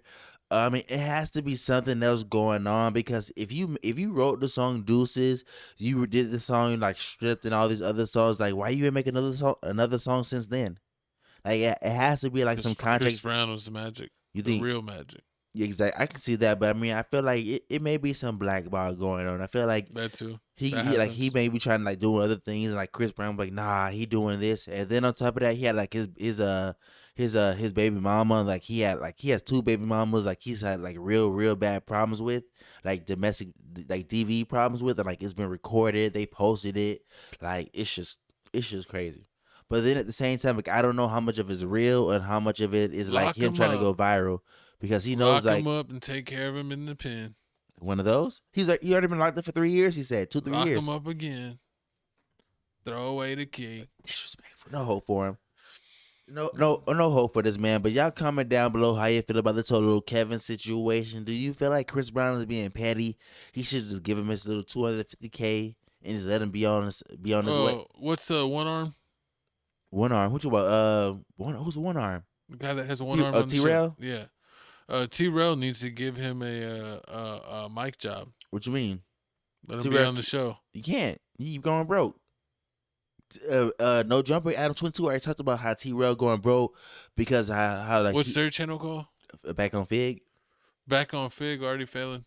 Yeah, I mean it's like it's not back on. It's like they're not already failing. It's more like they shut down their channel. They did too much. Like they started like as soon as they started, they hired. They had like so many employees. They had a warehouse. They were doing all the. That's what Adam said from No Jumper, that like everyone's numbers got inflated during the vid, and that once things went back to normal, that their numbers dropped off, and so they hired way too many employees, thinking that it was just going to keep going, but it actually dropped off instead of keep going, and probably Back on Fig came in when it was up and pumping, so they started off out the gate and probably only thought it was going to be up when it actually has only gotten worse. Exactly. So they've probably screwed themselves. I could see that. Exactly, and that's what they're doing. That's what they were doing so much. Like they were doing the news. What was the other guy? T-Rose Fig Immunity. Is that the guy with the raspy voice? That was with AD them. Yeah, with AD and his name's Fig Immunity. That was Fig Immunity. But Fig Immunity was saying with Kevin, he's like, I'm on EBT too right now. So I guess the channel really isn't doing that well if he's getting paid from there. So EBT is based off of what you from EBT, but you could always scam that. Yeah, you can scam it. People always scam. It's about what like because it's because if you only doing podcasts, like the business is getting money, you're not getting any money. You're doing self-employment, so like you basically write down what you get. Yeah, and he could lie on that. Exactly. Yeah, that's crazy. But pray for all of the people in this clip. Exactly. Pray for all of them. I hope they get all the money they deserve. Man, I hope Kevin get all the money he deserves. Get his kids back if he's healthy. We need to keep Fig Immunity off the streets. Exactly. But moving on. I heard he was to supplement his income. He was getting the EBT Fig Immunity, and he was doing the Dare program. Fig did who? Which one? The Fig. Fig. What you mean? The one with the raspy voice. You talk about T-Rail cousin or whatever his name is. Yeah, I thought his name was Fig Immunity. His name's not Fig Immunity. Fig Immunity is the name of the show with AD. Duno, yeah. But what was his people. name? Yeah, but he's helping out at the Dare program, so make sure you check that out. Oh, I forgot his name. I forgot the name of T-Rail dude. I don't remember because we only paid attention to them when they I watch him a lot. When they were on No Jumper. He's funny. He's Clearly funny. You don't even remember their names. I remember everybody else but him. I know T-Rail. I know Duno. I know AD. This guy's like their number one mascot, and you don't even know his name. You're not a real fan. Comment down below if you're a real fan of Figmunity. But let's go ahead and talk about our boy Seth's favorite artist. Playboi Carti was charged with assault for allegedly punching limo driver and girlfriend in Utah. We got a clip, and then we're going to break it down for you. Exactly. And fist fighting on River Road just before the half-cock light. Deputies responding. The caller didn't stay in the area. He said they were two black Suburban-type vehicles, both parked at the River Road light on River Road. They looked like they were headed into the half-cock intersection, but he didn't stick around. There was also a female standing next to the two men fighting. The caller, he says he was the driver of a limousine company and that the individual he was driving was the one who punched him. I'll add the information to your call comments. Doesn't sound like it's ongoing, but I'll let you know. Thank you. We just spoke with Carl. He's still at that address. He's stating that the suspect that punched him got in another vehicle, another black Suburban, and he went down River Road. So we're going to try and find him. Apparently he's threatened to hit and shoot that other driver too, so we're going to go check into him. I want you guys stage at 100 South just to see if we can catch this guy. It's a limousine connection, black SUV. We're going to have dispatch put out an ATL for it as well.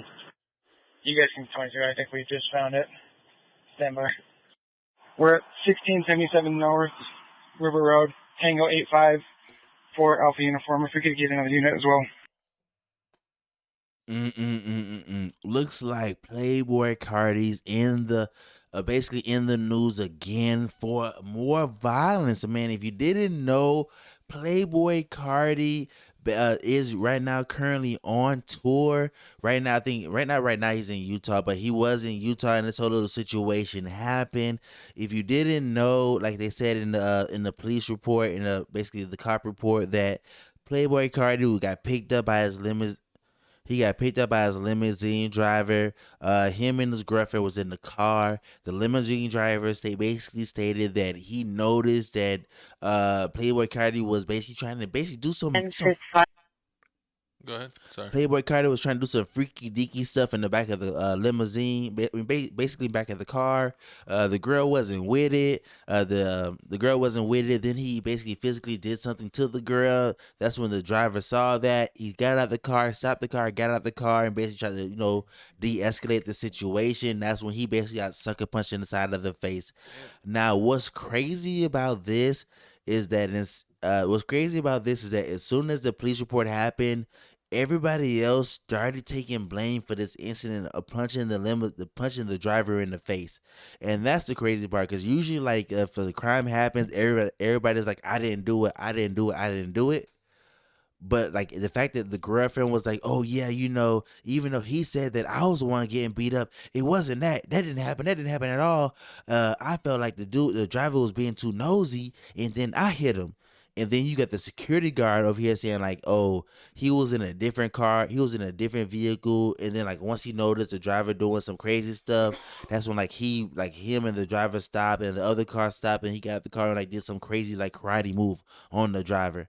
And then you got Playboi Carti saying oh yeah, then he over there saying oh yeah, I'm the one that punched the driver. So everybody's saying they punched the driver. Trying to get it all basically thrown out by all saying that they did it. You think so? Is that how it works? You can kind of do that. You can try to do that, but I think they're all trying to protect the number one vampire here, the moneymaker. Yeah, the moneymaker, Mr. Playboi Carti himself. I think it's hilarious. And then we were even checking out, to see what people were saying on it, and all of his fans could care less and have basically already moved on. So Playboi Carti fans are diehard loyalists. Unless he murders someone on camera, well, they probably still just go for him. After all the crazy stuff Iggy Azalea said, they're like, yeah, that's all false. All false. Next. Yeah, that, and then on top of that, you remember with the Aiden Ross situation. You remember how he punked Aiden Ross and Oh, for like 100 bands or 60 bands. It was something crazy. Yeah, he did the whole Aiden Ross situation. So Playboi Carti be on that stuff. Like you be seeing like Playboi Carti be playing around, be walking around like every now and then you'll see him wearing like a thong or something like that. But he with it. Like he's with it. He's always doing In every something. way. Yeah, horrible. He's with it. He's always in some other type of news, doing some type of violence. And like you said, with the whole Iggy Azalea situation, she was allegedly like 14 weeks pregnant. That's when they had that situation. Then he had another situation with Ruby Rose. And now he has a situation with this girl. And you would have thought like this girl, you would have thought like she would have been like, oh no, yeah, he did this. And she would have got away. But no, she's even taking the blame for it. So it's like, well, I mean, yeah, if he's financing her whole life, she's not gonna let the moneymaker go down. I mean, he's not really, because remember, she was signed to Lil Yachty, Concrete Boys. She was signed. Caribou? No, not Caribou. It was two girls. There was another girl in it too, and that's the girl that Playboi Carti ended up going with. So I think he's gonna find a way to beat the case. He's got the money, and with everyone making it confusing, it'll probably get it thrown out, or he'll get some type of misdemeanor. But he's gonna find some way to wiggle his way out of this one. You think it like even so? Do you think like even if like the courts drop the charges, do you think like since everything's going civil nowadays, like I mean that could happen, but it's one of those things where probably his lawyer will try to get it postponed forever and ever until it like goes away, where they never really pay him. Yeah. I mean, yeah, I can definitely see that where they just keep pushing it back and they never pay him. Yeah. I just don't understand like why Playboi Carti like got so weird and became like a vampire, Dracula, whatever you want to call it. He was pretty cool. He hung out with Chief Keef. He was a Chief Keef fan. He made like similar type of music, like Chief Keef Uzi type of music, kind of with his own twist. I've always liked some of his songs, but it's just like he's gotten more weirder and weirder, and like he was just like a cool young person, and then he came like this like extra emo, like just doing too much, and like you said, like wearing the man thongs. So it's like it's one thing to be different just because like you're a different person and that's just who you are, but like sometimes I feel like celebrities and other people are different just for the sake of being different. Honestly, that's why I didn't like Kanye back in the day, even before like when he was like kind of unanimously liked. I always felt off about him because I felt like he was just being different for the sake of being different, not because he actually was. And I feel like, I don't know, that Playboi Carti kind of does some of that. I liked his OG music. I would. I mean, I would definitely think the same thing. But when you said like over the top, and I'm thinking like Playboi Carti music, the only one I can really think about is like Lil Uzi Vert. Because remember when he put that like that, I think it was a diamond in the middle of his forehead? That was absolutely crazy, yeah. Like that's another one, different for the sake of being different. And it's cool. You could be artsy in like different things, but it's like, don't be like, oh, I always gotta push the boundaries. You know me, the boundary pusher. It's like, nah, you can just be stylish and people just like you for being you. True. I don't know. They just do too much. They definitely do too much. But y'all comment down below how y'all feel about this whole little Playboi Carti situation. Do you feel like these charges are going to get dropped? I mean, and this may just go civil. Or do you feel like, man, you don't care, man. You listen to that new Playboi Carti yet? But moving on, man, we got the next topic here, man. We got the... Victor Wembanyama is back. The NBA is back. We're going to give you our thoughts on the first kind of 2 nights of NBA opening night. And we literally just watched before the podcast. The Spurs absolutely murk the Dallas Mavericks. Victor is like the first Spur probably since Duncan to put up these type of numbers. 40 points, 15 rebounds, making an absolute fool out of Anthony Davis. Make Anthony Davis look like a G League player. Anthony Davis showed up this season fat. He's been eating too much barbecue. And Wemby looks like that his training with the Shaolin monks has really taken him to the next level. He was being physical. He was being aggressive. He was hunting his shots. He was really impressive. If he can stay healthy, I believe he can do great things. And sometimes y'all have heard me maybe talk down on Victor, but it's not that I don't believe in his skill. It's just I'm just really scared of his health because, if you look at it, anyone that's in this region of height, they typically have a short NBA career. And he had a blood clot. And he already had the blood clot, and already in his first 2 seasons, he's probably only played half the games, kind of getting, like how Zion, the Zion type of games. So, he's already been battling that. It's just a tough fact that people his size have short careers. And so that's the only thing I'm worried about, because it's like the human frame isn't really meant to be that big yet. I know we evolve and stuff, but I don't think we're really meant to be that big yet. And people that size have knee problems and ankle problems and stress fracture problems all the time. That's why Yao Ming didn't even really make it a decade. True. So it'll be interesting to see. Hopefully all the work he puts in pays off, because if you really do put in that work with stretching and building certain muscles that are prone to injury, you can really prepare yourself and avoid those major injuries. Exactly. What do you got to say? Exactly. But I mean, yeah, like you said, this game, the Spurs versus the Mavs, I mean, they definitely did dominate. I'm surprised. I didn't know they were going to beat them that bad. 125-92. I thought with Cooper Flag, AD, D-Lo, they would at least hit, in the hundreds, at least the Mavs. But Victor dropped 40, 15 rebounds.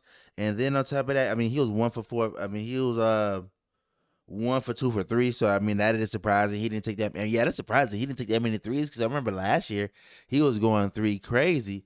But, looking at all these games that happened this week already so far. Yeah, I can't believe they blew him out. But 33, man, that is ridiculous on opening night. No defense. I was a Dallas fan. I'm now a Laker fan because of the Luka betrayal. And it's like, this is what the team needed. They're like, Kyrie's the point guard of the future. We don't need 2 point guards. Mm-hmm. We can get rid of Luka. And then as soon as they get rid of Luka, Kyrie tears his knee. And then Anthony Davis goes fat, which is literally why you got rid of Luka. Exactly. So they just look stupid. Exactly. They got bailed out with the Cooper Flag. Sorry. Exactly. And then on top of that, you had the Tuesday game. You had the Rockets versus the Thunder. The ring ceremony. The Thunder got their ring. They was crowned. And then you had, the Rockets. People have been looking at the Rockets wondering, like, how they going to play with this system. Fred is injured. He's out for however long he's gone for. They ain't got no point guard. And, looking at... he has a serious injury. He's going to be out for a long time. They're making basically Amen Thompson play point guard. They went with the super big lineup. They started 2 centers. Adams started at center. Şengün started at center as well. Mm-hmm. And then they have Smith Jr. Yep. Who's a power forward. KD, who's a power forward. And then they had Thompson. Mm-hmm. And Thompson's 6'7", 6'8". Yep. He was the shortest guy on the court for them. And you could definitely tell that they struggled with bringing the ball up the court, kind of getting to their moves. And it's kind of the same thing you saw with Dallas. Dallas went with a big lineup, having Cooper Flag play point guard. And Cooper Flag, you could tell, was used up all of his energy playing defense and bringing the ball up the court. It literally took him out, where he struggled for most of the game. I don't think he had a bucket the whole first half. That is crazy. Looking at the starting lineup, they had Kevin Durant. They had Jabari Smith Jr.? Yeah, Smith Jr., Adams, Şengün, and Thompson. That's what I was talking about. 30, and Şengün dropped 39. Kevin Durant dropped 23, but he ended up fouling out. Smith Jr. had 16. The only one that really didn't score was Adams. And then the fact that Şengün was 5 for 8 for 3s, would have thought that. You'd have been mad. You'd have been mad if you were paying $2K. I swear to God, if you'd have paid $2K, you'd have Kenny Jesse. I'll be like, he's learned enough. Like, with Adams being out there, Adams would have been the guy I don't guard. True. I would have seen. Yeah. I only need one person that I don't have to guard. True. And Adams would have definitely been my pick. And then I do take my chances with Şengün. I do not lie. And then, he's iffy. And then looking at the Lakers and they whole lineup. I understand LeBron. Wait. Sorry to interrupt. Before we move on, they went to a double overtime. Shai Gilgeous won on free throws. Ironically, a lot of people say that Shai was getting the whistle like normal. They didn't have J-Dub. But what do you think about people complaining that, of course, the game winner would be free throws by Shai Gilgeous-Alexander, the MVP? That's exactly how they left off last year. They just trying to continue the narrative, but I highly doubt that they continue. They keep going and they win back-to-back championship. Because OKC is nice, but yeah, I don't see it happening this year. You know what's funny is on the LeBron Mind the Game with Steve Nash, he said that. Yeah, or actually it was Steve Nash kind of throwing shade that kind of like every team they played got hurt. And even in the finals, Halliburton was doing really well and then he got hurt. So we really don't know how it was going to turn out. But definitely Indiana had the momentum until Halliburton got hurt.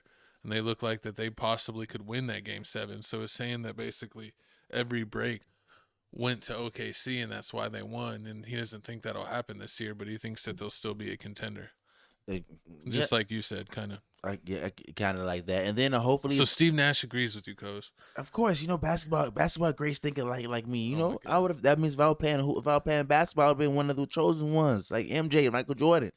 But speaking of chosen ones, I mean, looking like the Lakers made their season debut. You know, with what's it called? What's the Lakers center? Warriors in LA? No, the center name. I forgot the name. Off the top of my head.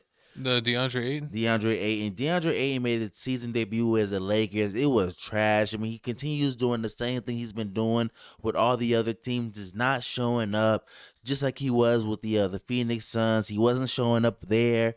I mean, he was over there. He went 5-7 and 10, had 10 points. Exactly. But only 6 rebounds. 6 rebounds is not good enough. But 5-7, if you take 7 shots and hit 5, I'm happy with that. But he should take more. He should definitely take more. I'm thinking my whole thought process of having him on the team with DeAndre Ayton on the team, I thought he would be like a little basically like a rim grabber. He's grabbing all the rebounds, dominating, crashing the boards. But that's not his game. He's feeling like a LaMarcus Aldridge, like a Walmart version, a Kmart version of LaMarcus Aldridge, where like he gonna give you a couple of rebounds, but he's really gonna give you like that little baseline mid shot right there. What LaMarcus Aldridge always do. Yeah. You're exactly right. But I'm sorry. I was gonna say that he reminds me. He has too much AD in him. Where you're a big person, you're strong, you're athletic, you have good footwork, but instead of dunking on people or posting people up where you get like easy nothing layups, you want to do turnaround fadeaways all day, or pull up jumpers all day. Like, play to your strengths, like to your literal frame strengths. And that's his problem. He doesn't have that killer instinct. And I thought that would be perfect here, that he could be the fourth option and he could get a bunch of easy buckets with Luka. So he could focus on defense, protecting the paint, at least getting 1.5, 2 blocks a game and getting like 8 to 12 rebounds. And I was hoping to at least score like 15 points a game at a minimum. Exactly. And if he would have taken some more shots, he would have definitely been there. But I think Luka's got to work with him. He definitely does not have that chemistry really with Luka yet. They made a couple plays, but a couple plays in the pick and roll did not work out at all. So they got to work on that, because Luka seems to only have the timing with Jackson Hayes. He loves throwing the lob with Jackson Hayes. We're going to give Ayton time. I think they'll figure it out. They'll get better and better, because nobody played during the preseason. But if Ayton has a slow start, it may be time to have Jackson Hayes be the starter, where he's going to play defense and give you the lob threat, and then have Ayton maybe be the main focus off the bench, and he can maybe be the sixth man leading scorer off the bench. Ooh, you don't lose anything. They definitely not going to like that. Ayton will probably hate that and make it worse for him, but if you're playing 2K, that's probably what I would do, to be honest. Exactly. Then moving on to the other games, we had the Cavs versus the Knicks, 111 to 119. I mean, Darius Garland did not play this game.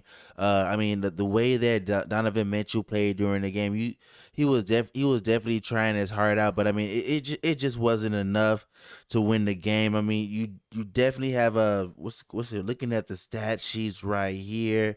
You got Darius Garland, you had Donovan Mitchell dropping 31 points. You got Evan Mobley dropping 22, and then after that, you got what's his name? Jared Allen. Jared Allen. Jared Allen, 4 points, 4 rebounds, 28 minutes. You definitely can't have that. I mean, especially if you got Darius Garland out the game, you playing big. Then basically the only team you got to beat in the Eastern Conference is the Knicks, because I mean the Philly's weak.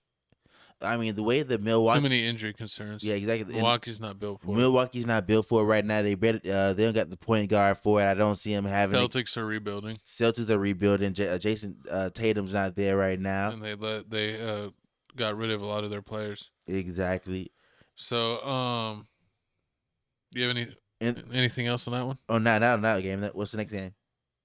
The next game I was going to talk about was the next thing I was going to talk about was the Toronto Raptors. I mean, this game right here, I mean, yes, the Raptors, but they did it against the Hawks. I mean, the Hawks is supposed to be, I mean, they've been knocking at the door. Trae Young, I think this is the year that Trae Young is going to get traded. If they don't show up this year, Trae Young needs to get traded clean. They basically just needs to rebuild and start all over because it's not making any sense of how you lose 138, basically by 20 points. You lost 20 points to the Raptors. The Raptors don't got nobody. They just got a whole bunch of young dudes. Raptors have a decent squad. They got a whole bunch of young dudes. They just gonna go crazy on you. That's it. It's no structure. They gonna turn over the ball like crazy. They not organized. They just getting the ball, running gun, they dunking it, or you leave Barrett, what's it called, JJ, what's the name, Barrett open. He's gonna make that left. He gonna make that shot. Yeah, RJ Barrett's gotten better on his threes. I mean, they had balanced scoring. That's the whole thing that's hard with Toronto. They're kind of like an Indiana Pacers. You don't know who's going to be their main guy that night. I mean, just look at this balanced scoring.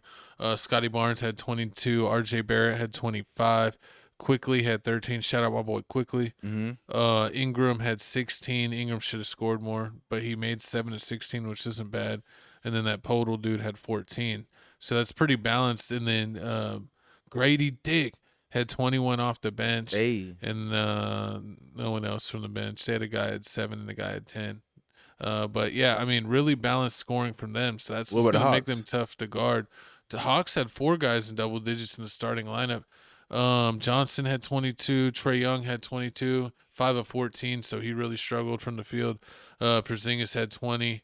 He had 5 of 12, 4 of 7 from 3. He did okay. He only played 26 minutes. Daniels had 4, but he's only there for defense. The young guy, Ricochet. How you got Porzingis and still lose by 20 on opening Porzingis day? only played 26 minutes and had 20 points. That's crazy. He's probably on a minutes restriction because he was always hurt last year with the Celtics. But Johnson had 22. Trae Young is the one that really shit the bed. 5 of 14, 1 of 7 from 3. That's not going to get it done. Definitely not going to get it Luke done. Kennard had 6 off the bench. That Okongwu had 18 off the bench. And, yeah, that's pretty much it.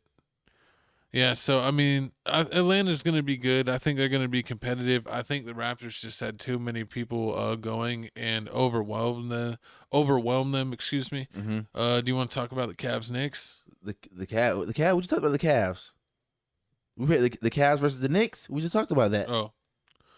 Then the next one, I was talking about is the Sixers. The Sixers with the VJ Edgecombe. Oh, yeah. The rookie? Yeah, shout out VJ. I hate the Celtics. It always brings me joy anytime that they lose. Hate all Boston teams. Let me just make that clear. And the 76ers showed up even without Paul George and a minute restriction, Joel Embiid. But, yeah, VJ had 34 points, 7 rebounds, 3 assists. I think it's a top 3 Philadelphia 76er, top 2 debut of all time, even more than Iverson. Tyrese Maxey had 40 points, looking really solid. 7 of 9 from 3. So shout out Tyrese for making the 3-pointers like that.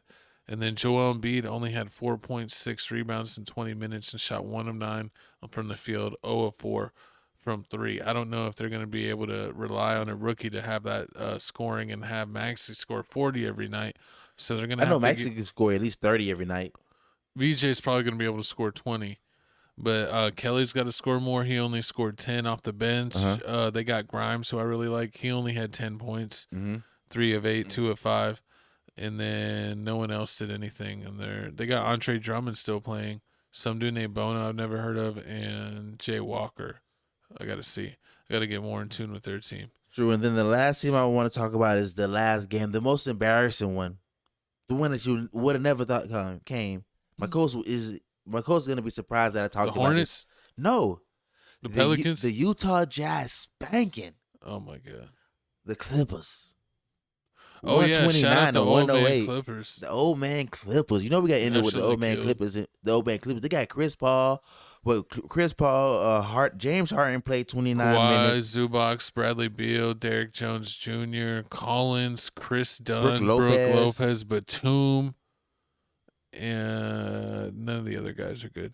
But, I mean, you can see that. I named like 10, 12 dudes that were good. James Harden had played 29 minutes, had 15 points.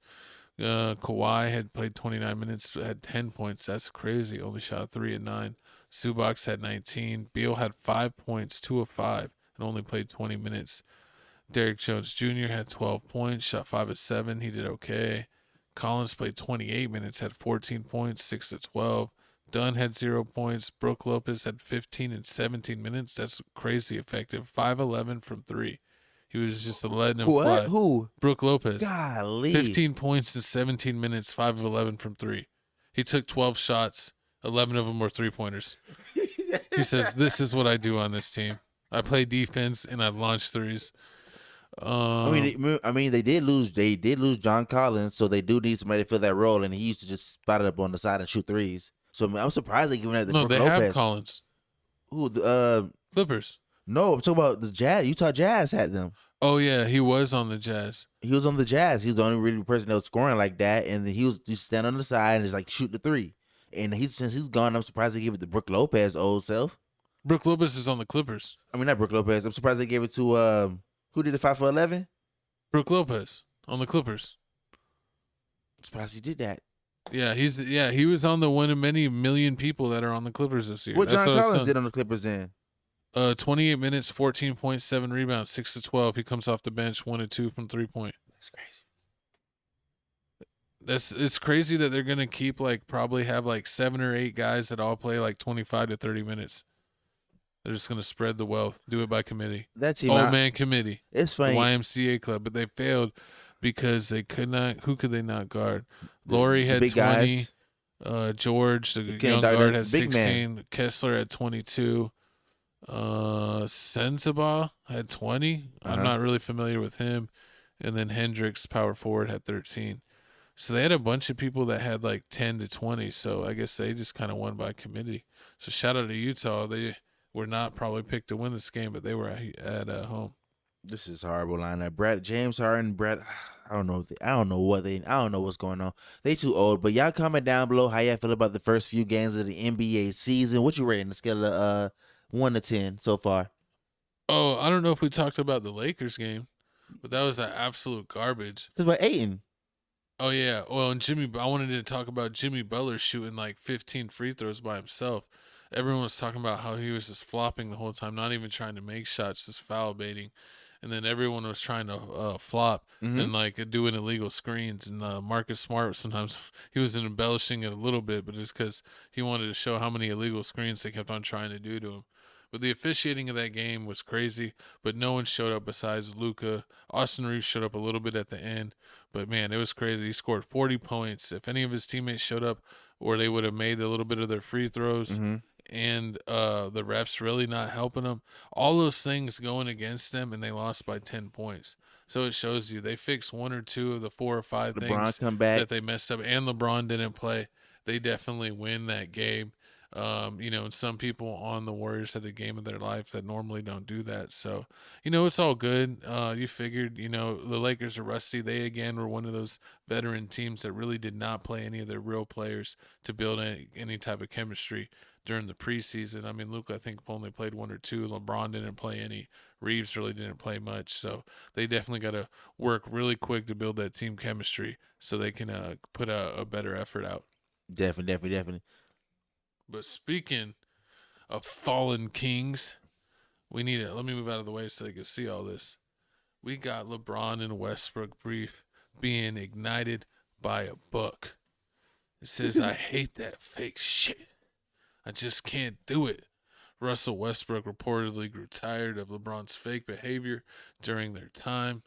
And let's see what it says. It says that he didn't feel real, saying The Godfather was his favorite movie, but not knowing any lines, carrying Malcolm X's book without reading it, and even claiming he predicted Kobe's 81-point game.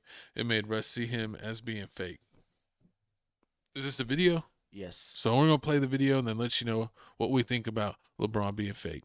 Phony goat. What if I told you that Will Smith, yes, that Will Smith, helped contribute to the Lakers-Land breakup between Russell Westbrook and LeBron James? So it's Westbrook's second season with the team. Things are going really poorly. They're starting off 0-3, and the new coach, Darvin Ham, leads them through an intense film session early in the season. He then tells them he's going to leave and go get Will Smith, who's in the facility as part of this series that the Lakers had started, where they bring in celebrities from outside of sports to address the team. As soon as he leaves, LeBron gets up and goes, "No, man, you guys got this. I'm out of here." Anthony Davis, seeing that LeBron is gone, says, shit, man, I'm out of here too. Russell Westbrook then gets up and kind of asks the entire group, so are we all leaving? And Patrick Beverley, another Lakers player, says, no, you don't understand. Those guys won a title here. They can do whatever they want. The rest of us have to stay. Now, for Westbrook, this really struck a nerve. He figured he was an all-time great just like them. Why would they be in a separate category? The group is arguing. Ham comes in, asks everyone if they're okay. They say no, they need a few more minutes. Eventually, Ham goes out, gets LeBron and Davis, brings them back, then brings Will Smith in. Everyone's pretending like nothing happened. Smith does his entire speech, talks about his new movie, Emancipation, then asks if anyone has any questions. And one hand goes up, and that hand belongs to LeBron, and he has a question, and another question, and another question. Here's how former Laker Lonnie Walker, who was in the room for all of this, remembers things. He was just asking about like iRobot and just like his ability to really like, lock in into certain movies, or is it hard to even come back to yourself after certain movies because you get so far engaged into it? So LeBron asked so many questions, but that's Bron. He always wants to be great in everything. I think in all aspects he wants to continue to learn and grow. Watching this, Westbrook is furious. Teammates can see him rolling his eyes, shaking his head, and just the anger building inside of him every time LeBron raised his hand to ask another question. But here I think it might be the funniest part of all of this. Afterwards, the Lakers take a team picture with Will Smith. They put this picture on social media. If you look at the picture, you can see everything you need to know. You can see everyone basically smiling except Russell Westbrook there still. It seemed like LeBron was going to go and he was sad he couldn't go because he had a knee injury. Did you give him any tips on what to wear or how to handle that? I don't know. I haven't talked to Bron and I don't know how long. Being a guy that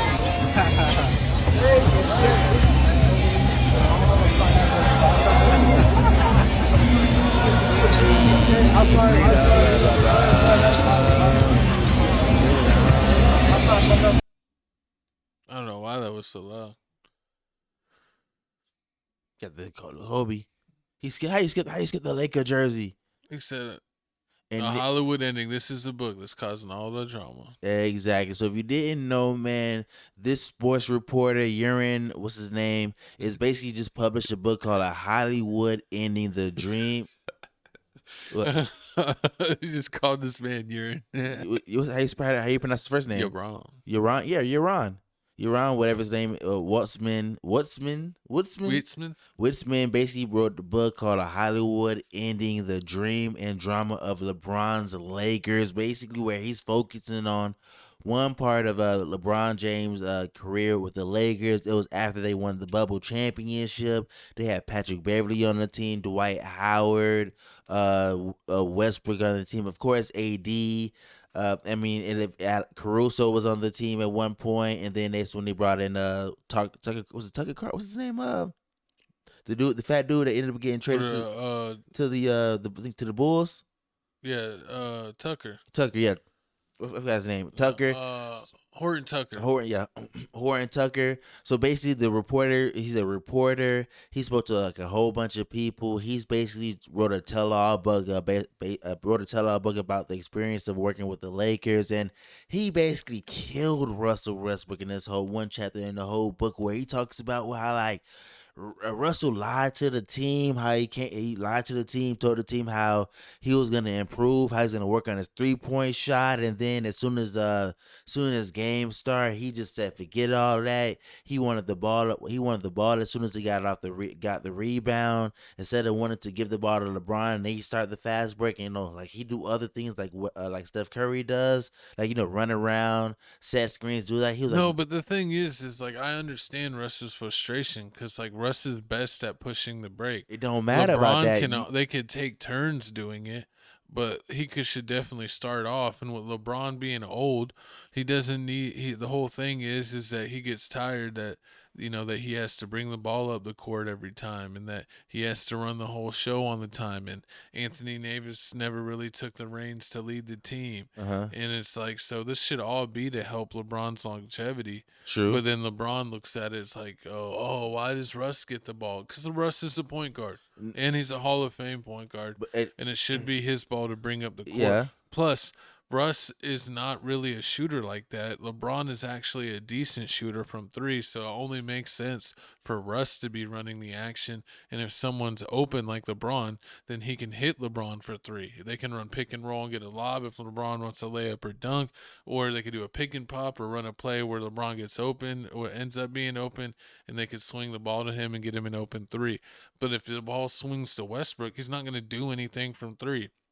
He's trash from three. He was trash at the beginning of his career. He had a few years in the middle where he was at least league average or half decent. And then ever since like the last like 5-6 years as he's gotten older, he went back to being trash. I don't know how that happens, but that's where Russ is in his career. So he's not going to be effective. And if they're playing any type of defense where you know that Russ, where you're going to 100% live with what he does, you're going to play off of him, which clogs the paint for everyone. You're not going to play off of LeBron in the corner. So it's like literally playing to your personal strength, and then instead of having your personnel play to their weakness.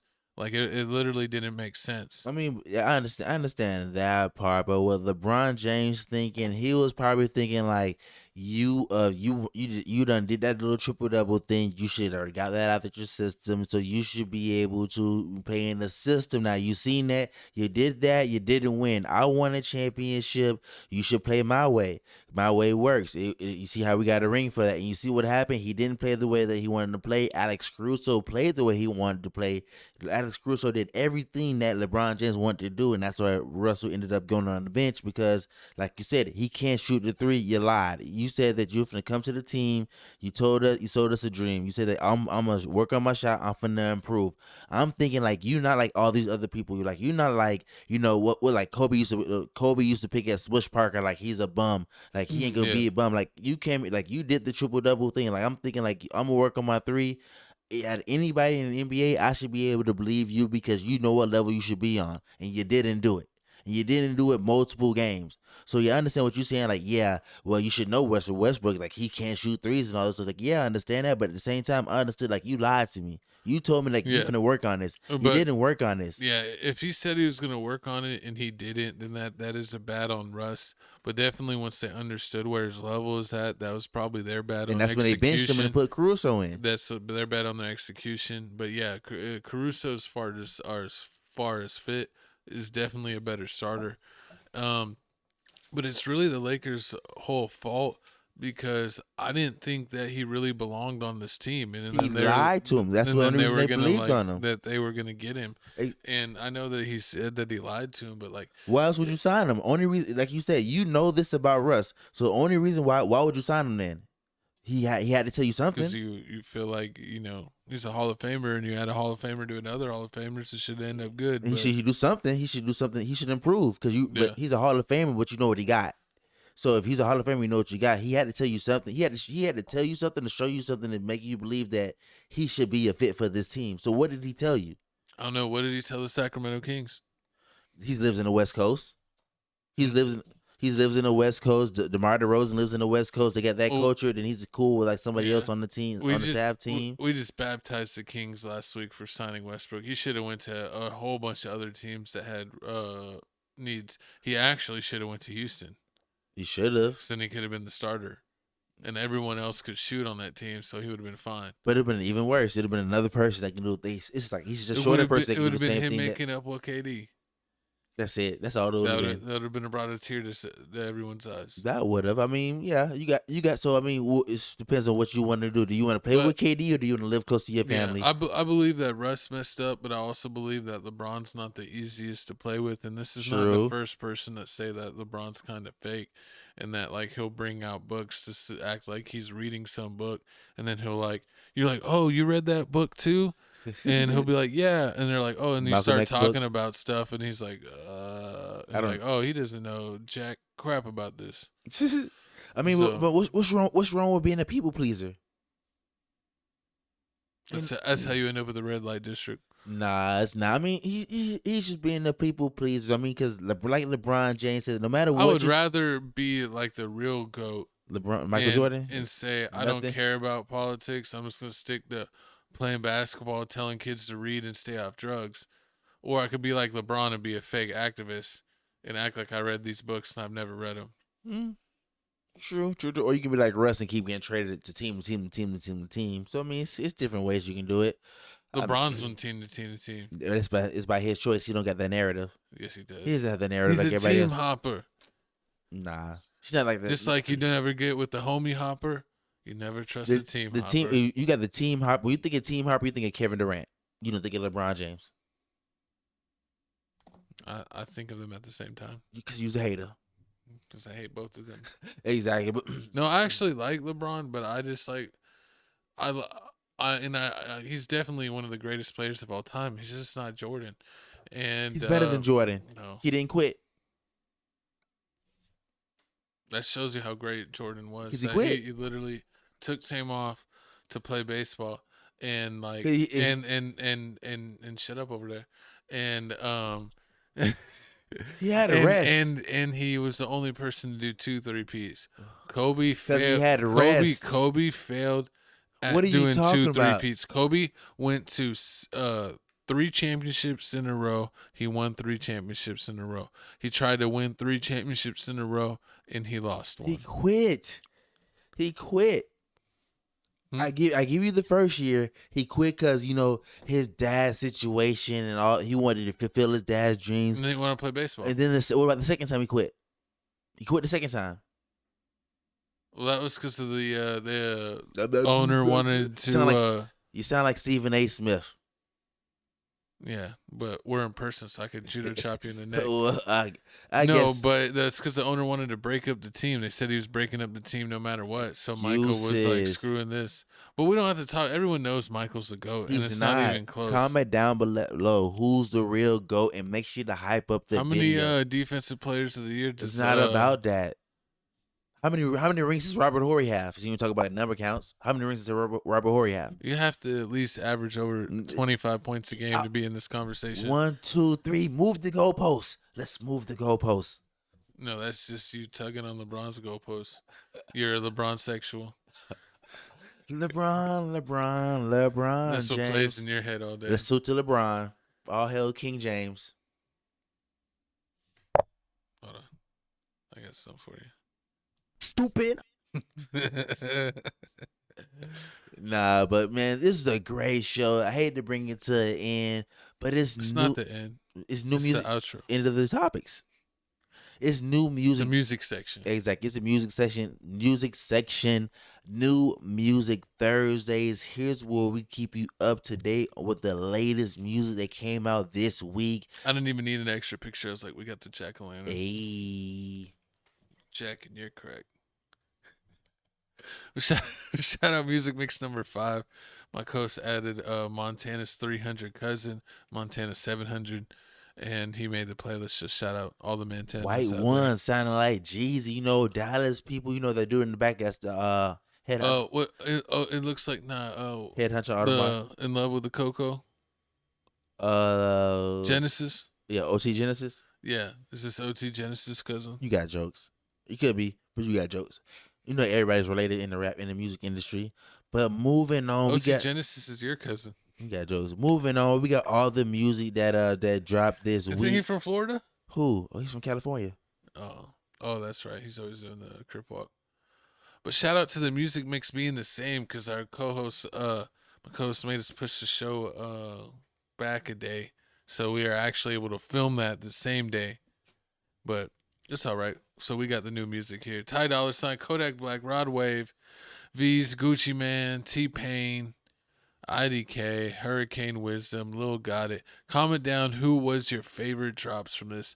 Comment down who is your favorite from dropping today that we need to pick for our music pick next week. Who do we need to listen to? Put it down in the comment section down below from what's dropping this Thursday. Exactly. You already know, man. That Ty Dolla $ign, that Tycoon, that album was like, I listened to it. It's all right. That Kodak Black Media freestyle, really didn't listen to that. Rod Away, that Leave. He makes sad music. I ain't really trying to be sad, so I didn't listen to that. Gucci Man episodes, definitely good. McCall's album picked that week. He picked the album of that last week. Last week, my album pick, yep. That T-Pain song, I think that song, that's a music video he made. He looking real funny and like in his white boy get up. That video's funny. Definitely gotta watch that. Hurricane Wisdom, I made you listen to the album with him with G Herbo on it. That's a great album. We need to listen to that. That Boss Man, D-Lo, we heard that little it's a 2-pack. He had to make it with a song with the OJ Juice Man, the video. Oh yeah. That song was good. Molly Santana. Molly Santana's this girl. I listened to that album. I finally gave her a chance. So disappointed. D Moolah, this dude that made the song that sounded like Chief Keef. Yeah. No, he's got a new one. Yeah, he made that song. It doesn't sound like Chief Keef. It's alright. Money Man dropped. I didn't know he dropped the album. I need to listen to that. Oh yeah. I saw Lil Peep comment down below. Sorry. You're trying to get us righted. Look at this. Look at this guy over here. No, but Lil Peep. Yeah, Lil Peep dropped that. It's an old mixtape that they put on Apple Music. Yeah. They said that his mom's running his estate. So comment down below if you are our Lil Peep fanatic. I know he's got a cult fan base. Exactly. But moving on to my pick, Head Honcho Amar Amar. He's a Dallas rapper. He just dropped 50 years. Look at you loving Texas music. I mean, hey, it's a new. He sounds like that Young Jeezy type of stuff. So is it really Texas music or is it really Atlanta music? I don't know. Old school Atlanta. But I mean, I definitely like it. He talking about that trapping, getting money type of music. You definitely gotta listen to it. He got songs with Zillionaire Doe on there. He got songs with Little Jamar on there. I think I want to say he got a song with Trap. Not Trap Boy Freddy. Trap Boy Freddy not on it, but he got a lot of solo songs on there. So yeah, definitely gotta listen to it. So once again, is he better than Big Tuck? Nah, definitely not better than Big Tuck. Shout out Big Tuck, one of the OG Dallas legends. But let's go to my tape, the realest of real pick. It's a throwback pick, if I can move this mouse. The throwback pick, we got Tay Don, the Don Father, hosted by DJ Don Cannon and produced exclusively by Metro Boomin. He's a part of Brick Squad. This is a tape from back in the day. I don't know. I have no idea even if it's on YouTube, but I know it's on Live Mixtapes. So go to Live Mixtapes if you want to listen to this. I don't think it's on normal streaming apps. It's either a YouTube or a Live Mixtapes tape, but it is an instant classic from back in the day. You will not be disappointed by an OG album, a Trapaholics type album, but it's DJ Don Cannon. You know, whenever he goes, Don Cannon. Yep. And Metro Boomin as a youngster is like one of his first projects that he, executive produced. So shout out the OGs. Shout out Tay Don. Tay. My co-host loves this artist. Facts. But check us out on Twitter at Papa O'Block, at Felix Supreme. 305. Like, comment, subscribe. Exactly. Hit the notification bell. Hit the hype button. Scan the QR codes. The QR code to TikTok. The QR code to our Instagram. The QR code to the reaction Instagram. Yes, it has its own reaction. Let me get some tunes before we get out of here. Boosh. Bada boosh. But thanks for tuning in with us. Chico Grande, Chico 2 times, Felix Supreme 305. We will see you next week. Somehow my co-host made the show last to 2 hours and 6 minutes. That's crazy. Exactly. Like I always said, man, it's Tales from the Crib podcast. #1 on YouTube. #1 for gossip. #1 for the weekly TN. You already know what we say over here. If your girl got goals, we don't like her over here. I make her break her goals. Hey, yo. No. But yeah, thanks for rocking with us. We're rocking with you. We will see you next week. Make sure you check out our NFL show that just dropped on TFTC Sports with our boy Real Good _ Doty. Our weekly picks and prediction, giving you your prize picks, your underdog bets, predictions on the biggest games, leaderboards, all kinds of fun stuff, all kinds of sports clips. NBA show coming. Check out the gaming. Check out Crib Reactions. Get us to 25,000 subs there. Check out everything we do. But peace. We'll see you next week.